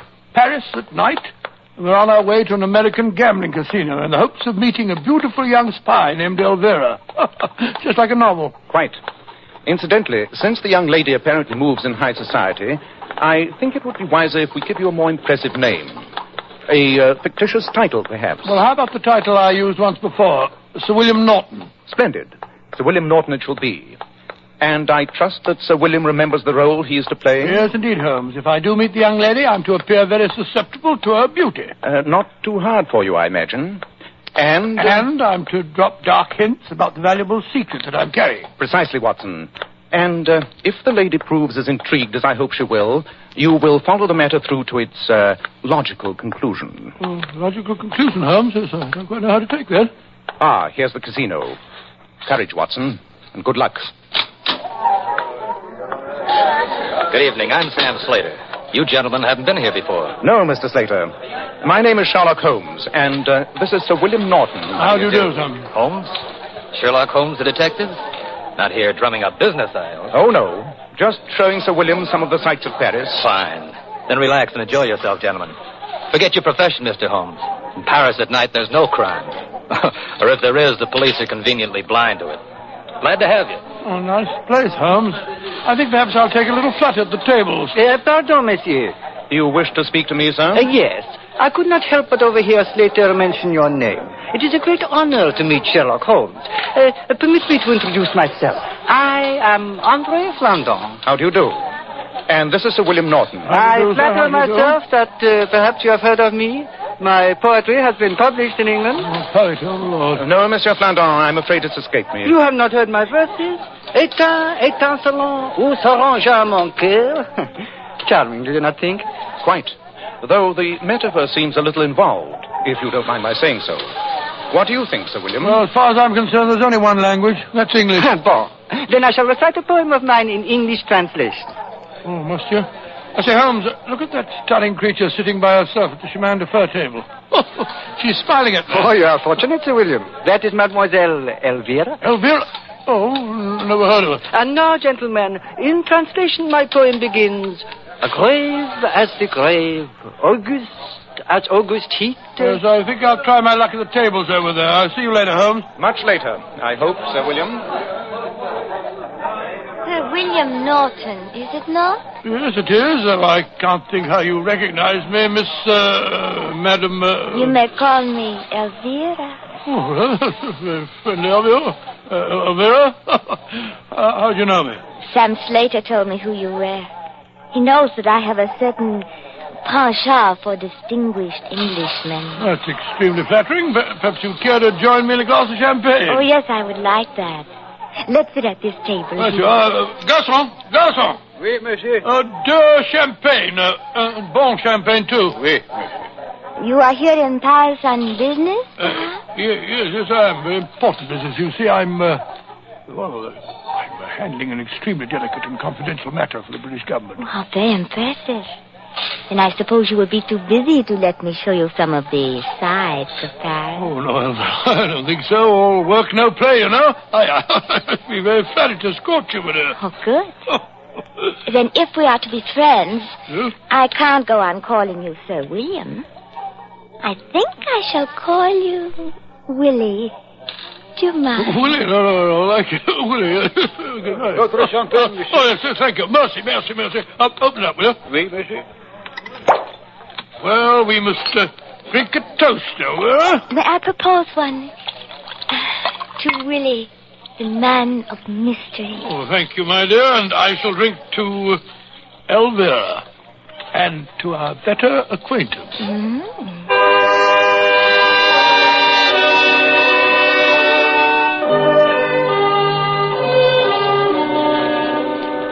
Good night, Willie. I shall see you tomorrow. Yes, rather. How about breakfast? Oh, it's nearly breakfast time now. Oh, is it really? How about lunch? Yes, of course, my dear. But your important mission for the British government, when will you attend to that? Well, in a day or two, Elvira. Good night, my dear. Come here, Willie.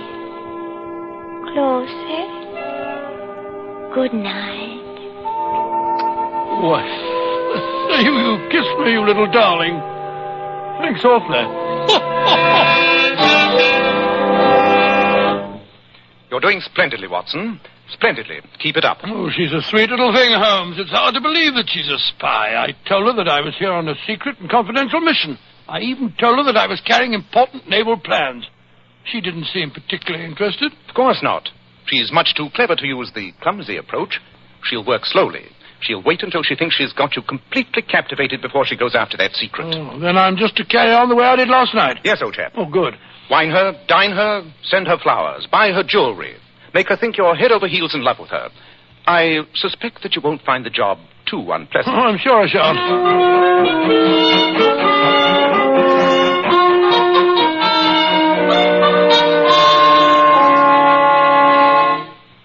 3 days now, Elvira. You've been showing me Paris, but this is the first time I've actually been in your flat. You like it, Willie? Yeah, very much. I thought it would be much quieter here. At dinner, you said you were going to explain some of your important business to me. You were going to show me what a secret treaty looks like. Yes, I know I said that, but Elvira, a pretty girl like you wouldn't be interested in such matters. Oh, but I would. You have the treaty with you? Yes, I have. Then please let me see it. Oh, please, Willie. Oh, I can't go through with this masquerade any longer. Masquerade? What do you mean? Well, I've grown really fond of you in these last few days, Elvira. I can't let you walk into a trap. Trap? What are you talking about, Willie? I'm not Willie. I'm not Sir William Norton. My name's Watson. Dr. John H. Watson. My closest friend is the detective Sherlock Holmes. We came to Paris to try and trap you. Me? Oh, my dear girl, you're suspected of being mixed up in a spy ring. Well, that's why I pose as an important embassy from England. Trap? Are you doddering old fool? Oh, no, don't say that, don't say that. I'll teach you about traps. Elvira, put down that revolver. No, I'm going to. Oh, you're going to drop it, my dear. I can't do it. I'm just a stupid, weak female after all. I've grown fond of you, too. The bumbling old walrus. Oh, there. You remind me of my father. He was such a sentimental old fool. Like you. Just as sweet. Elvira, you're young. I know you don't really want to stay mixed up with a bunch of criminals. No. Now, look here. You tell Sherlock Holmes and me what you know about this spy ring, and we'll see that no harm comes to you, my dear. I've wanted to get out of it for months. It was rather glamorous and exciting at first, and they paid me well. But I hate them now.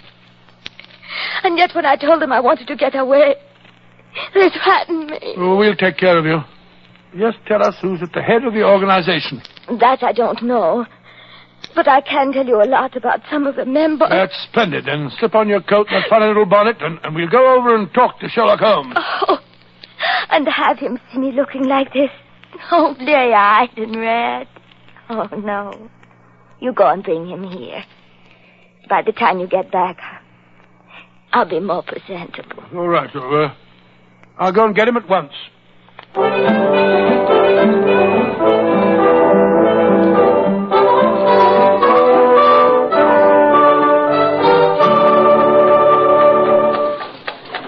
Watson, I'm occasionally astonished at the many facets to your character. Oh, thank you very much, Holmes. It's nice of you to say so. Your personal charm has apparently convinced a dangerous woman that crime does not pay. It's remarkable, if it's true. What do you mean, if it's true? Surely it must have occurred, even to a man burning with the zeal of one who has snatched a convert from the fiery flames, that this could be a trap for us to walk into. The delay while the young lady makes herself presentable would provide an excellent opportunity for her to summon her associates. Oh, upon my soul, Holmes, you're utterly cynical. I don't believe you have a heart. Possibly not, but I do have a head. Well, here's our place now. Stop, cabby, stop. Arrêtez. I'll bet you £100 to a shilling that she's still waiting for us and alone. Long odds, Watson. Very long odds. Look. The concierge is sweeping up the steps. He'll be able to tell us if anyone's been here since I left. True. Bonsoir. Bonsoir, monsieur. Vous parlez anglais? Yes, monsieur. Splendid fellow, parlez anglais. Look here, we were calling on Mademoiselle Elvira. Has anyone been to see her in the last half an hour? Oui, monsieur. A man. She left with him only 5 minutes ago. Though I do not think she wished to go. You mean that she was taken away by force? Not exactly, monsieur. But I could swear on the Sacré-Cœur that the man who accompanied her was holding a pistol to her back. You don't mean it. I think she has been, how you say, kidnapped.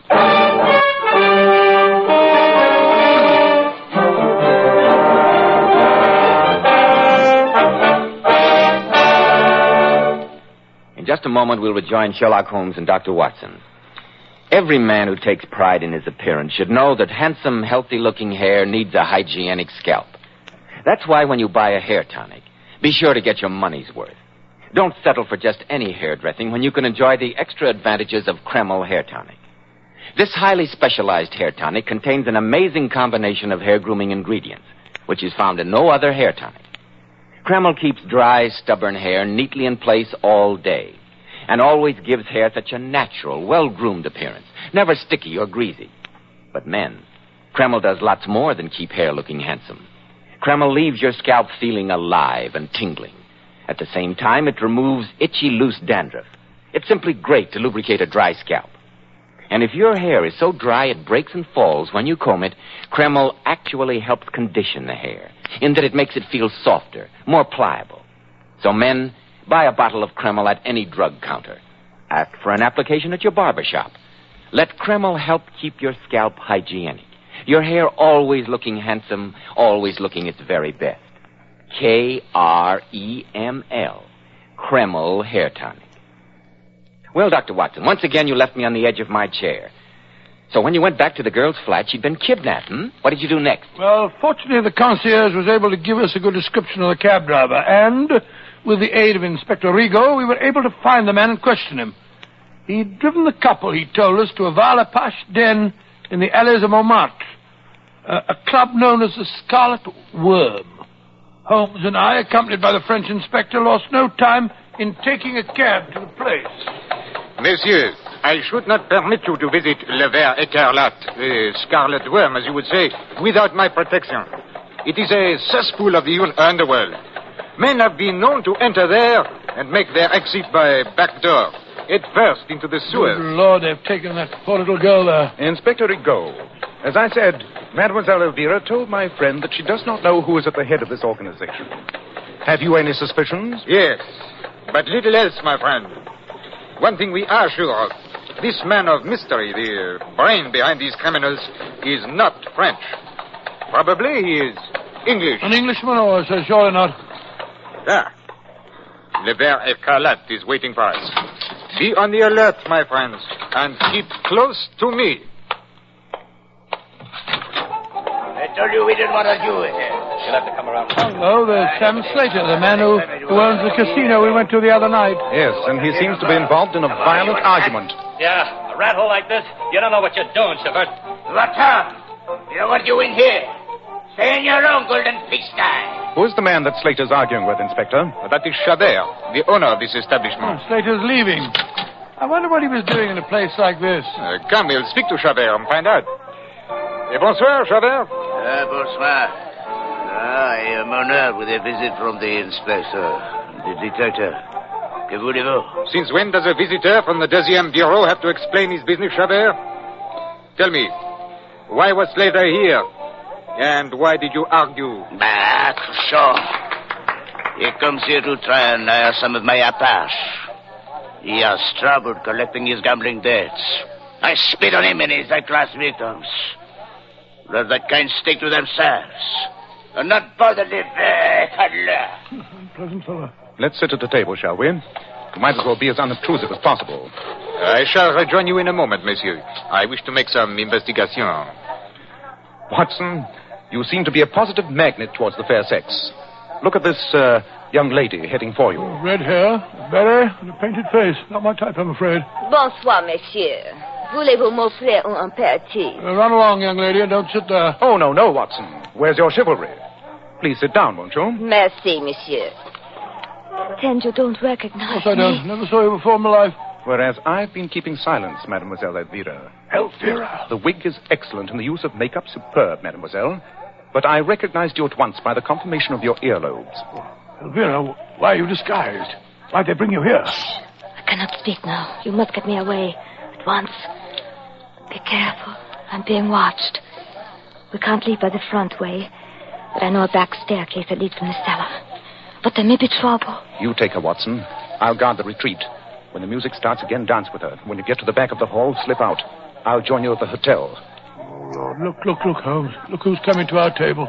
It's that ghastly poet fellow we met at the casino. André Flandin. Pay no attention. I'll take care of him. Once again, I meet my friend Sherlock Holmes. I have a new poem that I've composed in your especial honor. Dance, Watson, and good luck. All right, you are, Holmes. Come along, my dear. Come along. Your friends leave? Au revoir. Now, I shall tell you my poem. It begins... Elvira, my dear, I can't tell you how relieved I am to find you all right. Don't look so serious. Pretend that I'm some girl that you don't know.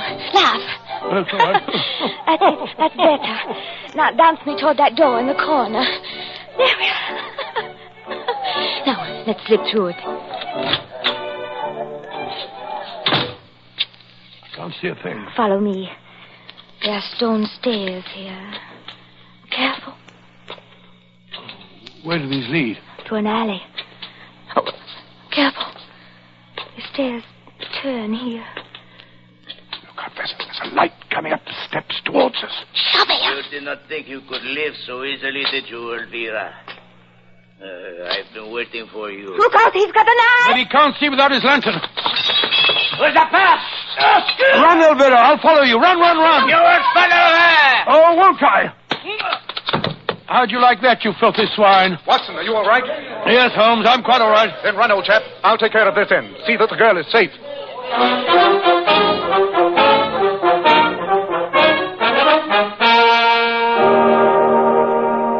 Well, now that we're all safely back at the hotel, I can tell you, Holmes, that I hated leaving you in that filthy den. Inspector Rigaud had a revolver.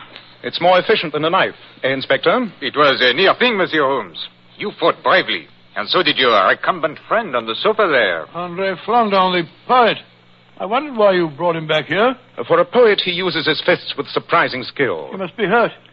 He seems to be unconscious. I think he's suffering from the effects of a trifle too much absinthe. I hadn't the heart to leave him. Ah, there you are, Mademoiselle Elvira. You're feeling no ill effects, I hope? No, Mr. Holmes. Splendid. Then, now that we're all assembled, supposing you tell us your story. Who kidnapped you tonight? It was one of Chavert's men. They made me disguise myself and swear never to see either of you again, on pain of death. Instead of which we came to see you. We knew that Travers was connected with the spies. Now he is safely under lock and key. But we still don't know who is at the head of this organization. Can you give us any clues, mademoiselle? I think that the man you want was waiting in the cab that took me to the Scarlet Worm. But he was masked and he never spoke. Can't you recall anything that might give us a clue? Oh, one incident, if it means anything. Chavert's man said to him, "We go to the Scarlet Worm, eh? That is good. You make worms, no?" And then he laughed. He said this in French, of course? Yes, he did. Then the case is solved. I'm an idiot. I should have spotted it sooner. The man you want, Inspector, is lying asleep on the... Look out! He's not asleep. Watson, he's got a revolver. Oh, no, you don't. Oh! He's gone to sleep again. Really, Watson, you're in splendid form tonight. But, Monsieur Holmes, why do you say that man is the culprit? You yourself gave me the clue, Inspector, when you told me that the criminal was an Englishman posing as a Frenchman. But you only met the fellow on 2 occasions, and then not for more than a few minutes. It was long enough to realize that Flandin was really an Englishman. The first time we met him, he quoted a poem that he said was translated from the French. The translation was, "Grave as the grave, August as August heat."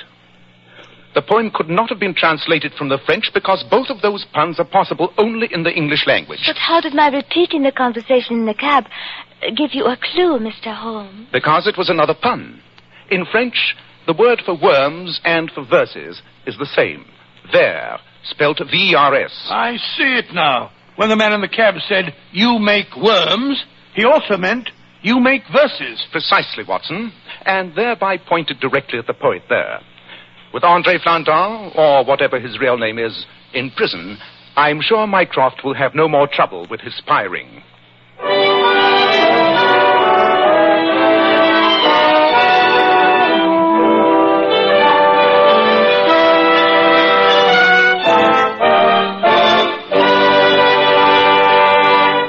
Ladies, of course you use a shampoo to wash your hair, but just a word of caution. There are many popular shampoos today which leave the hair lustrous but have a tendency to dry the hair.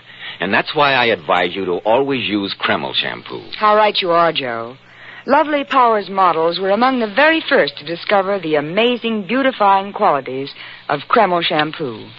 They claim no other shampoo leaves hair with more brilliant, glossy, natural highlights. Yet under no circumstances does Kreml shampoo ever dry your hair. Kreml shampoo is not a soapless shampoo. It's not a cream shampoo. It's not a drying detergent. It's entirely different. Yes, after a Kreml shampoo, your hair actually radiates natural, brilliant luster. But Kreml shampoo is one shampoo you can buy today that has a beneficial built-in oil base, which helps keep the hair from becoming dry or brittle. So, ladies, be smart. Always wash your hair with Kreml shampoo. It leaves hair a vision of shining beauty, yet in no way hurts the texture. Kreml, Kreml shampoo. Now, Dr. Watson, what about next week? Well, now, let me think. Next week, what should I tell you? Next week, I think I'll tell you the story of how Sherlock Holmes, by solving an ancient musical cipher, managed to save the estates and restore the fortunes of the Earl of Moultrie. I call it The Adventure of Moultrie Abbey.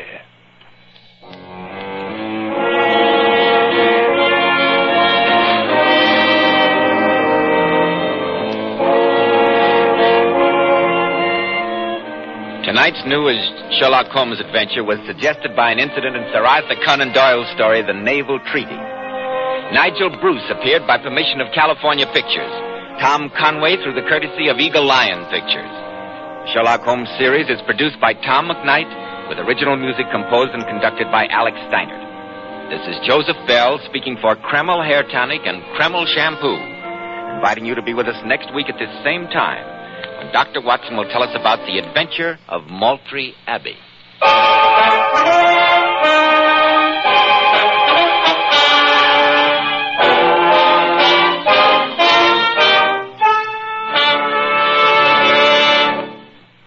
This is ABC, the American Broadcasting Company. Welcome back. Well, for those who think that Nigel Bruce's Watson ends up looking like a bumbler in all these cases, this episode was for you. Dr. Watson, I don't think he's come off better in any of these episodes than in this particular one. All things considered, this went fairly well for the good doctor. He was, as Holmes said, in fine form. And of course, him being called Willie. I believe I remember that from the indiscretion of Mr. Edwards. Part of me wanted him to say when she said, "I'll call you Willie." "Oh, please do. All the femme fatales do." Oh, but they were playing it straight. Okay, well, we've got a few listener comments to get into. Jens writes in from Sweden. Hi, my name is Jens, and I'm a big Sherlock Holmes fan. I love the series of old-time radio Sherlock Holmes, and I think you would do a great job introducing the episodes, Adam. I was just wondering, first, if you agree with me that Jeremy Brett is the definite Sherlock Holmes. Well, that's a good question. I think that, to be honest, a lot of this is preference. I think that there's a very good case to be made that Brett's portrayal of Sherlock Holmes is closer to what Doyle wrote than the Rathbone portrayal. And maybe some of the things that so many enjoy in the way Rathbone portrays the character are, in fact, inconsistent the way Holmes was in the novels. Nevertheless, while respecting what Brett did, find that Basil Rathbone is still Sherlock Holmes. And how that plays out over time, I don't know, particularly in the United States. Rathbone remains not only the best known of the Holmes portrayals, but also far more accessible. Then Jens asks, also, what do you think of the new Sherlock Holmes series starring Benedict Cumberbatch? Well, I wrote an article on that a few months back over at greatdetectives.net. I thought they did a really good job. It was a very believable update of the character. Imagining if Holmes had been born as Generation Y, in our sort of ADD generation, he would express a lot of things of pure boredom, which is already something that my generation tends to do. So it worked on a lot of levels. Of course, there are really only 3 movies in, so it's kind of hard to say what the trajectory of the series is going to be. I guess we'll find out when Series 2 comes out, I think later on this year. Now we have a voicemail to play. It's going to be a couple minutes. We'll take a listen to that and then we'll come back. Hey, it's Jonathan from Birmingham, Alabama. Again, I just wanted to call and say that I can't believe that Neil Wolf's over. I've liked it so far with the different, with Sidney Grimsby as the playing Neil Wolf and the different actors playing Archie. I like it, but there's some cons to it also. One of them is that, at times, the way they have Nero portrayed as, him, belittling Archie at times. I guess it's just I'm so used to the books and the A&E television series that came out in like 2001 and 2002, and the way he laughed at times, it sounds kind of like a child at times, but I guess that's just how they wanted to how they portrayed Nero Wolfe back during the time when they had the radio dramas out back in the late 40s, early 50s. So, I won't hold that against them. But, Sherlock Holmes I love. How they always keep it, the same and everything. And, so I just want to say that, to keep up the great work as usual. Still loving, the old-time radio dramas. And I hope you are going to be doing this for a long time because I'm loving it. Talk to you later. Bye. Thanks for the comments. When we were doing the Nero Wolfe series, I often pointed out, just as I was going through the book and the A&E series, some things I noticed. I will say that in the books, I don't know if the belittling of Archie by Nero Wolfe is in itself outside of what happened in the story. Part of their very complex, very fascinating relationship was kind of this back and forth. Though I would say, I guess, that Wolfe is a bit more artful in the books. The one thing that's kind of bothered me when thinking about the series after it's all over is that Wolfe consistently said no to cases, and then Archie would consistently say yes anyway, which may have been the biggest stretch in the series. But it was fun. Regarding the laugh, that was kind of a Sidney Greenstreet trademark, going back to his role as Casper Gutman in The Fat Man in The Maltese Falcon. And that public association of a Fat Man and Nero Wolfe is probably a big reason behind the casting decision for Sidney Greenstreet. Also, one thing I did not include in the voicemail, just to briefly let you know about it, is he does have a couple of Nero Wolfe groups over on Facebook. They're called Lovers of Rex Stout and Lovers of Archie Goodwin. And it's for people who read the books or saw the series and enjoyed the characters. And I thought I'd mention it here because that part of the message got a little bit garbled and I had to listen a couple times to understand it. But it's Lovers of Rex Stout and Lovers of Archie Goodwin over on Facebook. Thanks so much for the comment. And got a comment here from James who says, very glad to have found your site, and like Hazel commented previously, especially the Holmes and Wolfe. Well, thanks so much, James. Welcome aboard, and I hope you enjoy the program. Well, that'll do it for now. We will be back tomorrow with yours truly, Johnny Dollar, and next week another episode of Sherlock Holmes.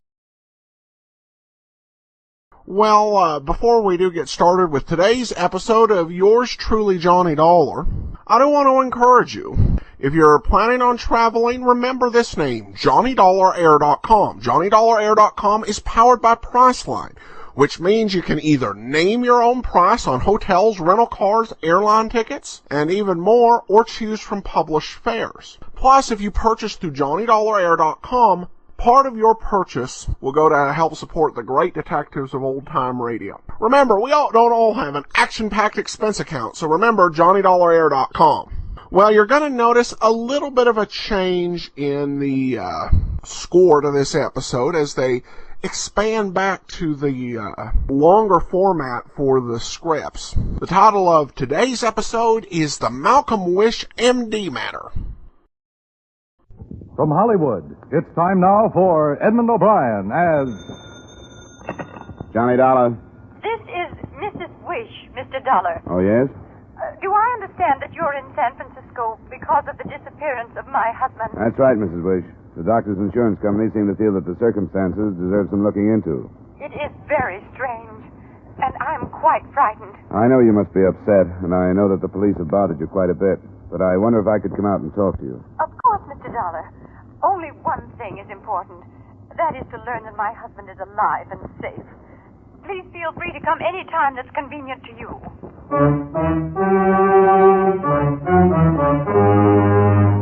Edmund O'Brien in a transcribed adventure of the man with the action-packed expense account. America's fabulous freelance insurance investigator. Yours truly, Johnny Dollar.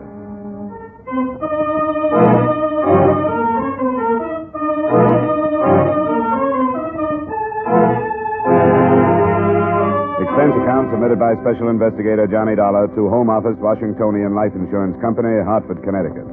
The following is an accounting of expenditures during my investigation of the Malcolm Wish, M.D. matter. Expense account item 1, $218.45 airfare and incidentals between Hartford and San Francisco.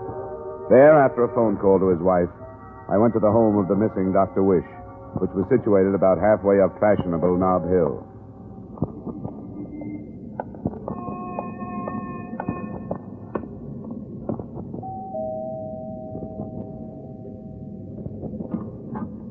Good morning. Hello. Mrs. Wish is expecting me. My name is Dolan. Yes, she is. Come in. Thank you. You're the insurance investigator. That's right. I'm the daughter. My name's Cecil. You learned anything about Father? Not yet, but I just got here this morning. Sure, I should have realized that. I'd like to talk to you about it. Do you mean you think you know some other things that other people don't? Some other people. You haven't told the police? No, I didn't like the man who came here, Lieutenant Hughes. I don't want to talk to you until after you've seen her. Sure, anything you say. Where are you staying? The Cleveland Hotel on Sutter. I'm going to be downtown. I'll meet you at the coffee shop at noon. Okay, Cecil, I'll be there. Now, where can I find your mother? The second floor leads to the morning room and a view of the bay. She's waiting, so just walk right in. And don't mention what I said to you. All right. I'll see you later. Yeah.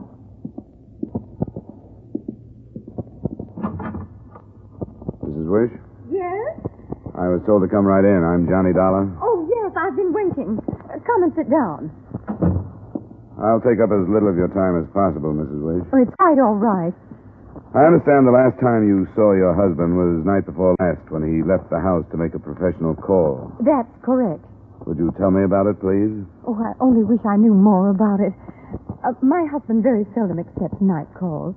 But night before last, the phone rang and he talked for a moment, and then he left. What time was that? A little past 9. Isn't it his habit to let you know where he's going when he goes out at night? No, I'm afraid it isn't anymore. Once it was, yes. And you didn't hear him mention the name of the patient that called him? No. I was out of the room and he answered the phone himself. Well, he must have said something to you. Well, he seemed to be in a hurry. And he told me he'd be back in an hour or so, that it was an emergency. Naturally, we assumed that it was one of his regular patients. So yesterday, my daughter and I started phoning them. We got the names from Dr. Huber. He's the other doctor in your husband's office? Yes. I believe he's called some of Malcolm's patients, too, but none of them seem to have phoned that night. Oh, I'm terribly worried, Mr. Dollar. We'll do everything we can. How do I get to his office from here, Mrs. Wish? It's in the Tide building on post. You can take the cable car on the corner. It'll drop just a half a block away. Thanks. I'll be in touch with you.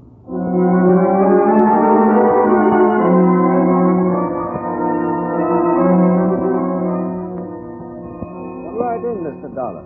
I'm sorry I was so brief with you on the phone. I had a patient in the office at the time. That's perfectly all right, Dr. Huber. It wouldn't help matters to discuss Malcolm's disappearance in front of him. You know how tongues wag. Please be seated. It is true that this situation is not yet common knowledge? The papers have left it alone. How did you hide the truth when you phoned his patients? What? Oh, of course, you have met with his wife. She was insistent that I do that. But it is not my duty, I thought, at least at this time. Do you not agree? I suppose so, if you don't think Dr. Wish is in danger. I don't jump to that conclusion until I see some reason. The man has disappeared, Doctor. Many men have disappeared. Dr. Wish is 52 years old. He has practiced here in San Francisco for more than 20 years. Before that in Seattle.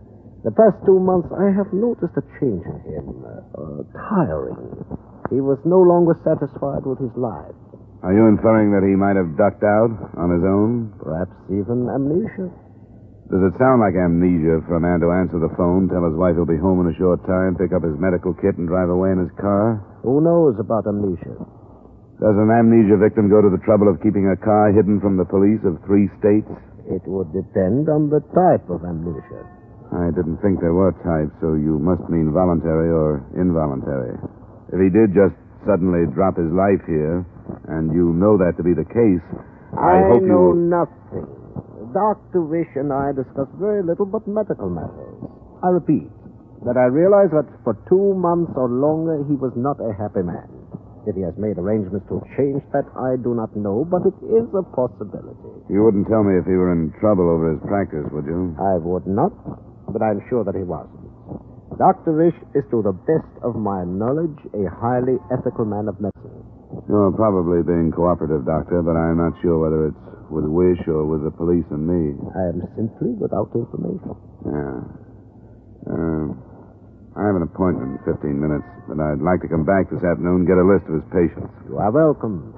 Please mention it to the receptionist on the way out. She'll be happy to gather the information for you.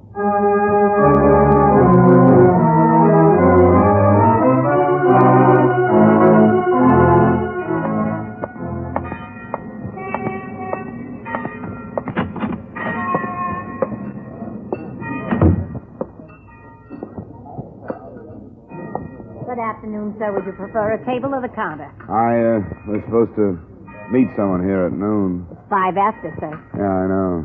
Well, I don't see her. I guess she's later than I am. Would it have been a Miss Cecil Wish, sir? Oh, yes, that's right. Then if you're Mr. Dollar, she phoned and asked me to tell you that she wasn't able to lunch with you, but that she would be reached by phone at her home any time after 2. I see. Oh, thanks very much. I'll take the counter. Might as well have a sandwich. I didn't suspect Cecil's motives until I left the coffee shop. Then I realized I was being followed. I kept my eyes pretty much off the man, but saw enough to describe him. Medium height and a broad-shouldered suit, and the hair that showed below a hat was so white blonde that I thought it must have been bleached. He followed me to a drugstore where I phoned Lieutenant Hughes, the detective on the case. Then my shadow followed me aboard a Market Street bus and dropped off a block after I did. He was lounging on a corner when I went into police headquarters.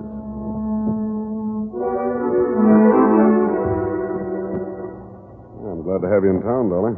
But I don't have anything to give you. I put out a description of the doctor in his car, and I've been riding along on that. I'll have to for a few more days unless something breaks. I take it you've talked to the other doctor in the office? Yeah, I talked to him. And he hinted that Dr. Wish dropped out of sight. Yeah, and that in itself doesn't happen to be a crime. No, not yet, anyway. Things like that sometimes crowd the law against insurance fraud, Lieutenant. Well, not for a while. Oh, don't think I'm passing this off without reason. With the information I have now, there's darn little I can do. Except wait and see if the wife doesn't get a brush off by mail from Alaska, someplace that's legal. Do you have a line on any women in his life? It doesn't necessarily have to be one, does it? It helps sometimes. Do you know any reason why somebody should be tailing me? Tailing you? When'd you spot it? Right after I had lunch at the Cleveland Hotel coffee shop. When do you think the tail was put on you? I'm not sure. I went out to the Wish house this morning. From there, I went to his office. From there to the coffee shop. And I came here. Any ideas? Yeah. I've got an idea that a man who wants to drop out of sight wouldn't risk drawing attention to himself by putting a tail on somebody who's looking for him. Would you? Hardly. It's all right with you. I'd like to leave things the way they are. I wanted to let you know about it, but I think we ought to let them play for a while. I'll go along with it. I got some good men I could put on it, but there's always a chance of tipping him. Let's leave him alone. Maybe he's only a hungry tourist who thinks I might lead him to a good steak.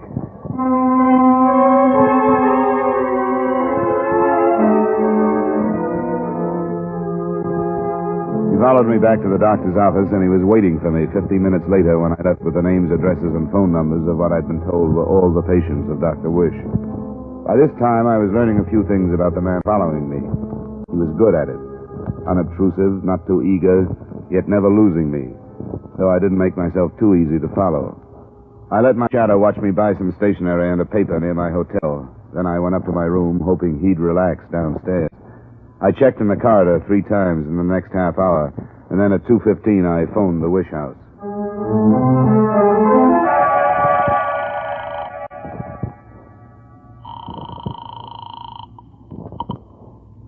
Miss Wish? Yes, who's this? Mr. Dollar. Oh, I'm sorry about not meeting you. Something came up that I couldn't get out of. You may have more trouble getting out than even you figured on. What'd you say? It doesn't look good when you promise information then don't show up to give it. Did you really make that date and then not show up? I couldn't help it. There wasn't anything I could do about it. What is this information you have? You can give it to me now, can't you? Not over the phone. I'll come up then. No, because Mother will be here. I'll have to meet you someplace. Are you at your hotel? I can be anytime you say. Where then, the bar? I think it'd better be my room. Well, then... All right. I'll be there at 8:30. Which one is it? 8:30? Why so late? Because Mother will be here and I'll have to sneak out. Sounds as if you've learned something, have you? We'll talk about it when you get here. The room is 323. Don't stop at the desk. Come right up to the 3rd floor and wait near the elevators. I'll be a minute or so late. Why do I have to... Never mind. Be here. If you stand me up again, I'll see that the police make the next date with you. Why are you threatening? I'll be there. So will I, Cecil. Goodbye.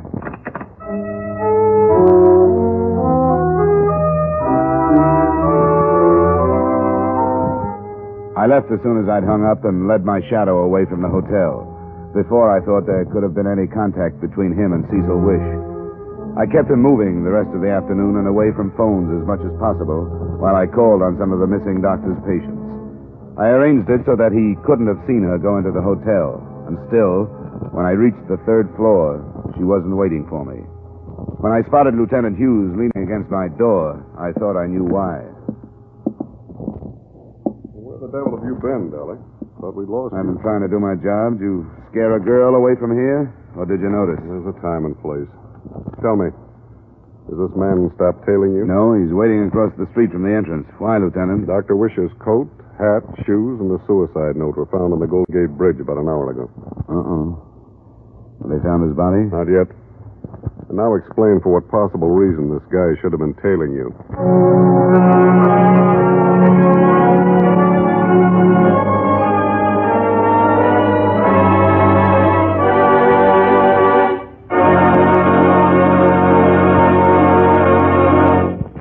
We will return you to the second act of yours truly, Johnny Dollar, in just a moment. George Raft, popular screen star, plays Rocky Jordan, an American in Cairo. His mission, adventure. Every week starting next Wednesday over most of these same CBS stations, George Raft as Rocky Jordan gets enmeshed in new, often bizarre exploits. Next Wednesday, Rocky Jordan takes part in a search to find a beach strewn with diamonds. Don't miss this exciting CBS thriller. And now with our star, Edmund O'Brien, we return you to the second act of yours truly, Johnny Dollar.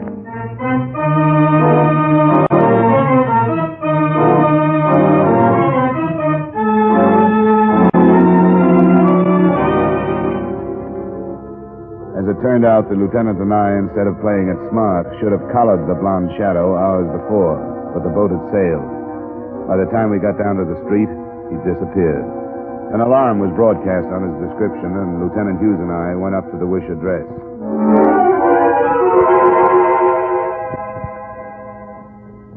This doesn't seem possible. I feel myself to accept almost any kind of horrible news, an accident, some sudden illness, anything, but not this. Didn't your husband in any way show that he might have been despondent? In no way. Was there any trouble between you and him? We were normally happy little spats. Cecil. Yes, Mother? Was there anything hidden from me? Was your father unhappy because of something that you knew about and I didn't? Not that I know of, Mother. You've seen the note, Mrs. Wish? Yes, I've seen the note. And you're still sure he wrote it? Oh, I wish I weren't so sure. I'm sorry that it has to be brought up, but it sounded as if he were pretty unhappy about his life. Whatever it was, he kept it hidden. I hadn't an inkling. We'd been so happy. The other doctor in his office thought that he might not have been so happy. Then Dr. Huber was aware of something I knew nothing about. Perhaps I was blind. Oh, I just don't... I'm awfully sorry. Now we're going to have to talk about it. Oh, She's doing quite well, don't you think? Not as well as you are. I'm not trying. What are you doing? Being honest. Father's not dead, and I think she knows it. I'm glad you're so sure. Not a suicide from the Golden Gate Bridge. That's too much. Come on out in the other room. I'm going to get myself... We'll be back in a minute, Lieutenant. Yeah, always. Cecil, where are you going? I'll come right back, Mother. Father had no reason to take his life. What do you think has happened, then? I was going to tell you what I thought when we planned to meet at noon, but I changed my mind. Is it a change of mind what came up that you couldn't get out of? It's harder to get away from than a lot of things. First, I thought that he was playing a dirty trick on me. Then I wondered if I wouldn't be playing a dirtier one on him by telling you about it. You changed your mind about meeting me at 7, too. I got the news about the things on the bridge just as I was leaving. Father's reached what they call the dangerous age. I guess it is. He finally fell in love. I don't envy him. Dr. Huber diagnosed it as possible amnesia. A typical Huber diagnosis. I don't think he knows about things. But you found out. Of course I did. I wasn't taken in by these night calls at all. I followed him. I even talked to her without her knowing who I was. She was nice. And I felt like a chaperone. What's her name? Ann Mobius. Did she talk you into luring me to that coffee shop? What do you mean? I was onto that guy that was following me from the time I left there. I don't know what you mean. Stop it. I led him right over to police headquarters and told Lieutenant Hughes about him. Mr. Dollar, I don't know what you're talking about. The guy was good. I had half a hunch he might be a private detective. But then when I realized how well practiced he was on melting away from the police, I began to wonder. There's a police alarm out on him now, so you'll save a lot of time and trouble by telling me who he is and where we can find him. You think I made you go there so you could be followed? I was followed. Why? You put me in that coffee But shop. why were you followed? Because I was looking for your father. You know that. I don't know it. Yes. I don't know anything about her. She's younger than Father, about 34 or 5. Married or single? I don't know. Where does she live? Wesley. It's an apartment, a building on Van Ness. I thought they'd run away together. Maybe. Give me the apartment number. Lieutenant and I'll go and see.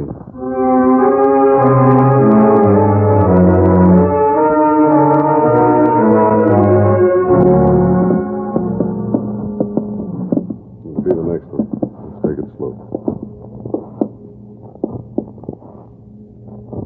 No voices. Wait a minute. No, I guess not.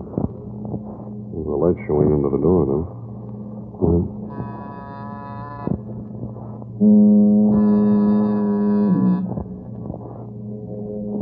Try it. Yeah. It's locked. Here, I'll get it.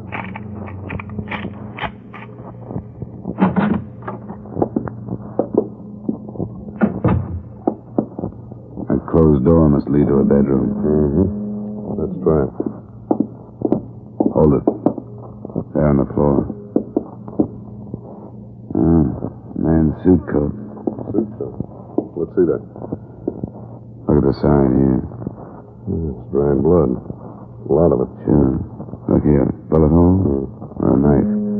Huh. The label says Brewers, Carson City, Nevada. Yeah. Let's look in there.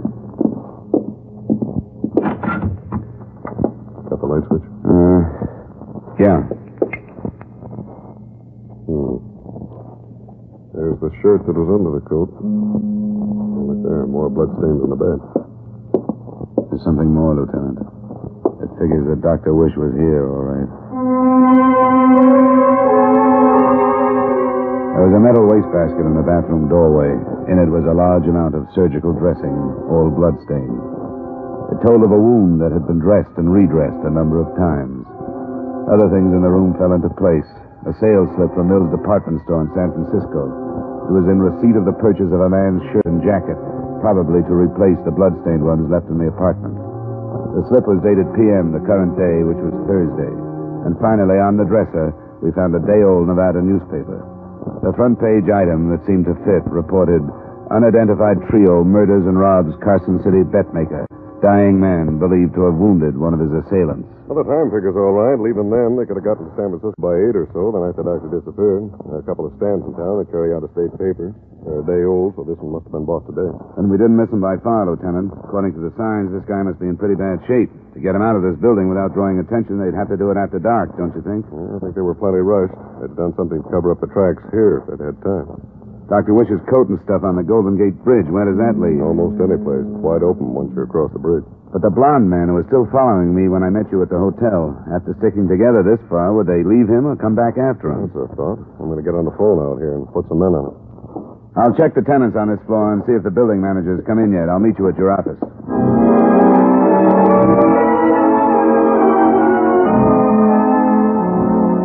I got nothing from the building. The woman, Ann Movius, hadn't lived there long enough to become friendly with anyone. The manager knew that she had received men visitors now and then, but that was all. Nobody had seen an injured man enter or leave. An hour later in Lieutenant Hughes's office, I learned that the police had had better luck than I had. I got on the teletype to Carson City. Your description of the blonde man fits what they have in a man named Ned Ring. Records in Nevada and Utah. Anybody with hair like that never should have tried to be a criminal. Yeah. And I gave them the name Movius. They have an Alan Movius. No record. But I know an associate of this Ned Ring, so it figures. No next of kin on Movius, I suppose, huh? No, but he must be a brother to the woman, unless that's her married name. Anyway, they never heard of her. She's clean as far as we're concerned. Yeah. Well, I guess she just happened to know her. Oh, wait a minute. Hello. Right. Yeah, that's the name, all right. Oh, good. Put him in a room. We'll be right down. How's that? Your blonde friend. He was picked up boarding an airport limousine.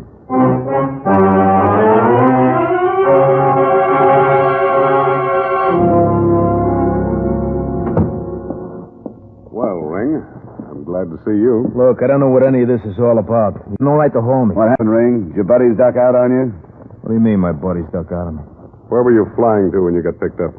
The other cop got my ticket. It says L.A. I got a right to go to L.A., haven't I? Is that where your buddies are going? What buddies? I was going alone. Why weren't you going to Carson City? Look, what's eating you two? You must have me mixed up with somebody else. Your name is Ned Ring, isn't it? Yeah, sure it is. How do you think we found out what your name was? Well, he had it all over me.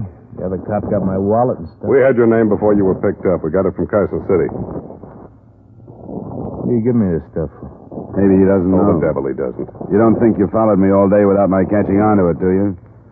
Never saw you before. How about a Dr. Malcolm Wish? Or Ann Mobius? I'm not talking to you guys. A couple of men on their way from Carson City. Maybe you'd rather wait and talk to them. I don't know anything about anybody in Carson City. Yes, you do, Ring. It started out to be an unidentified trio that killed that bet maker in Carson City. But it isn't anymore. We've got your name and we've got another one, Alan Mobius. And we've got a link between Ann Mobius and the doctor that disappeared the other night. He was held in an apartment on Van Ness. He took care of one of your buddies who'd been shot. That's a kidnapping, right? And now it looks like another murder. You tried to set it up like a suicide, but if he went off that bridge, he was pushed. I don't know anything about that. About what? That, whatever you're talking about. Get off it, Ring. You're tied up. They left you, Ring, didn't they? They had to get out of that apartment, and while they had you off tailing me around town, they left. And they left 100 leads pointing right at you. That's why you're here. They even left the newspaper with the story of that Carson City killing. They really ratted out on you. Yeah, they sure did, didn't they? All right, where'd they go? I don't know. If I did, don't think I wouldn't tell you. They pulled out before you saw me go into my hotel about 8:30. Yeah, I guess it was it. Who's the one that was wounded? Mobius. We couldn't just leave him in Nevada. Well, we should have. Kept yelling about a sister in Frisco was friends with a doctor, so we drove him all the way here. How bad is Mobius? Pretty bad. Slug is inside him someplace. How far do you think they could drive on him? I didn't think he could be moved out of that apartment without killing him. Where does the sister stand in all this? No place. She was stuck. Seeing her brother like that, she couldn't think of anything but him. She lied to the doc. She told him she got hurt to get him over. And Gould and me woke up. Gould? He's the third man? Yeah. He's the one who did the gun work in Carson City. We knew we couldn't let the doc go unless Mobius died or else got better so we'd get out of here. We was trapped more than the doc was. That's why I had a plan on his house and picked you up. I think you're talking straight with us, Ring. I hope you are. I haven't got much reason not to, have I? Well, there must have been some talk about where you'd go if you had to leave. We never did get to that. I knew where they were, brother, I tell you. You can believe that. I'm not aching to take all this by myself. He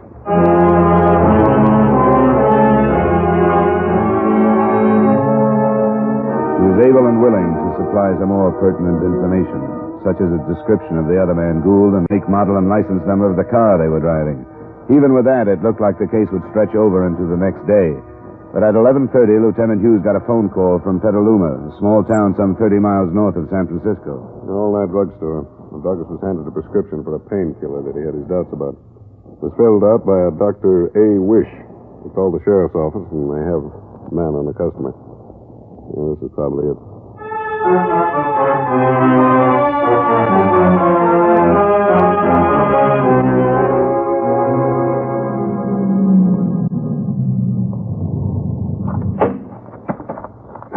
Sheriff Hill was right behind us. You get the layout of this place? I guess all these motels are about the same. Driveway up the middle. Rooms on each side. That puts number 12 on this side, I guess. Right. I wondered if it was the one with the light showing under the curtain. I put 2 men to watch this side, but I don't think there's a way out except the driveway. All right, Sheriff. Well, I think we're ready to go in. Number 12 was in the middle of the row of accommodations on the right.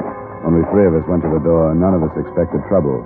Certainly none of us expected the kind of trouble we found.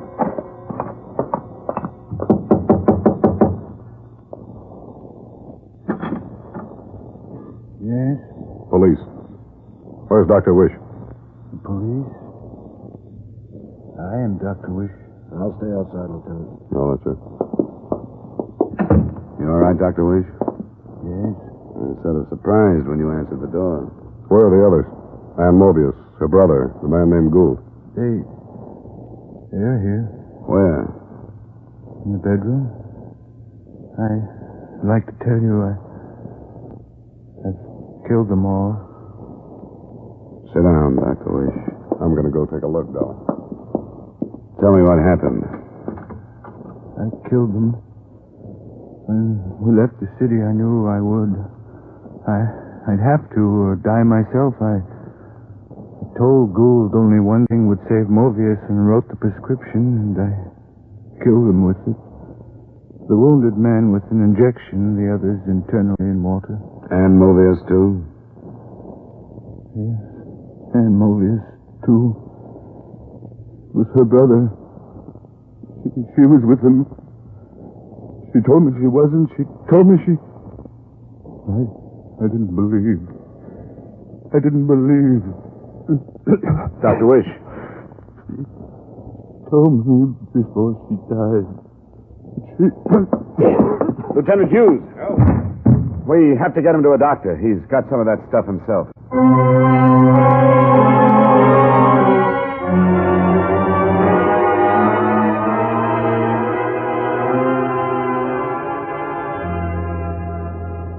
Expense account item 2, miscellaneous $140.50. Item 3, same as item 1, transportation back to Hartford. Expense account total $577.40. Remarks? We got Dr. Wish to a doctor in time to save his life. So your policyholder, although alive, is also a triple murderer. He claims it was justifiable, but at the same time, it was premeditated, so there's a fine line to draw. What I keep remembering is that his daughter, Cecil, said he had reached the dangerous age. And I guess he had. Yours truly, Johnny Dollar.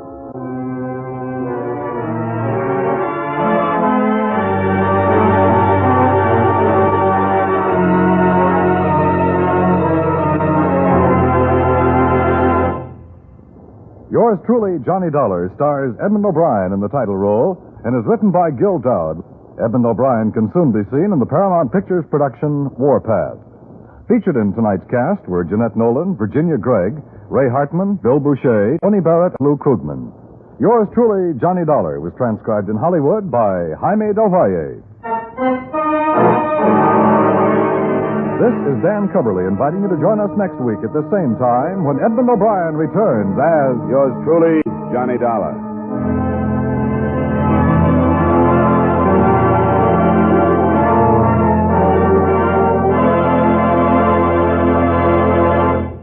For your security, for your country's security, invest regularly in United States defense bonds.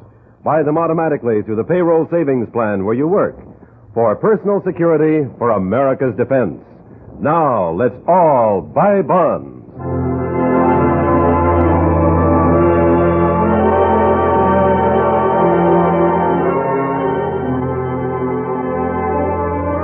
Elation and syncopation are the main elements of tonight's Bing Crosby show over most of these same CBS stations. No wonder. The Groner himself vocalizes and informalizes. And Bing's guests include Tommy Dorsey with some fancy licks on his slide trombone, hot violinist Joe Venuti, and that equally torrid songbird, Teresa Brewer. Tonight on the Bing Crosby show, for it follows immediately over most of these same CBS stations.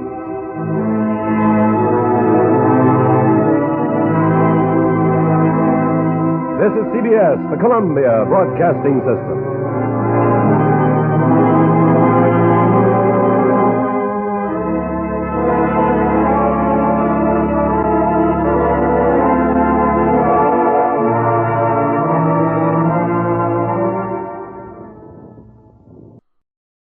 Welcome back. Well, I'm kind of amateur student of the law. Sometimes when things have come up, I'll say, boy, this really sounds to me like this and this would be the case here, given the circumstances. That we would be looking as to this if this was realistic. This one, the ending, I'm kind of puzzled. I've never heard of self-defense as a charge being used to defend from poisoning. This would be a fascinating legal trial, and it's just too bad it doesn't fit the format of yours truly, Johnny Dollar, to find out what happened. Because there are a ton of legal things. For example, might poisoning have been justified with some of the hijackers, but not all of them? Could he have gotten a non-lethal prescription that would have served the same purpose? This is fascinating. If we have any law professors out there or college professors who are teaching criminal justice. Here's an idea for a mock trial. Let me know how it turns out. The change in score was, of course, very noticeable as they moved to an organ-based score like Let George Do It. This was usually done as an economy move, as well as a mood move. Organ music usually makes the show seem older than it would otherwise. But overall, this was actually very well done and pretty surprising ending. All right, well, we turn now to listener comments and feedback. Beginning with Tony, who writes, Adam, after posting last week's the radio drama of DOA and listening to your great comments on its musical score, I just had to go through the archive and watch the movie. I noted two things, that the movie and its remake are available from Netflix. Two, that it's really a great drama, better on radio than his movie. The twist at the end and the fact that we as the audience did not know he was talking to the police the entire time really threw me for a loop. Well, thanks a lot. And there was a remake of DOA. I have not, I think it was starring Dennis Quaid, back in the late 80s. I've heard nothing, positive about it. And really, it's one of those films, and that I just could not see actually being improved by a remake. He goes on to say, by the way, I only listen to Johnny Dollar as the fact that I only have small space on my iPod and can't handle a full week of drama. I enjoy listening to Johnny Dollar and Dragnet. Both are really good shows when not as a rehearsal. Well, I don't think we have too many more rehearsal recordings. I think we've got just two more. But concludes by saying, keep up the great work, Adam. Well, thanks so much for the comment, Tony. It's much appreciated. Then we got a comment here, somewhat unrelated. Gina is looking for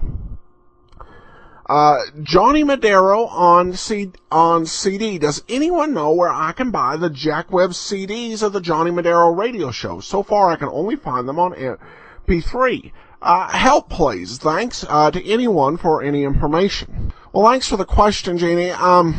Johnny Madero is a tough one, particularly if you want both episodes on CD, because it's kind of a rare show. It's not necessarily been out there with all the major companies. One site, if you want a CD, with the CD quality and having it cut on there, and you don't want to just, take two MP3s and burn them onto a CD, which doesn't necessarily give you the quality. I recommend you can check out otrsite.com. It's no affiliate arrangement there, but he has first generation recordings that he'll put onto CD. And I went ahead and I emailed her the Johnny Madero episode log, and you just put in the 2 episodes you want, and he'll put them on CD for you. It's kind of pricey, but that's kind of I think it's $16 a disc. That's kind of the cost where you're looking at if you want those rare stories on CD. If anybody's got an idea, other than an MP3 CD, because there's hundreds of sites that sell that. Anyone's got another idea of another website that would be able to assist with that, let me know. Well, that'll do it for now. We will be back next week with our final installment of I Deal in Crime. Send your comments to box13@greatdetectives.net. Be sure to, if you've not already, if you're downloading the show through iTunes, to give the show a rating. It's much appreciated. And become one of our friends on Facebook, facebook.com/radiodetectives. But from Boise, Idaho, this is your host, Adam Graham, signing off.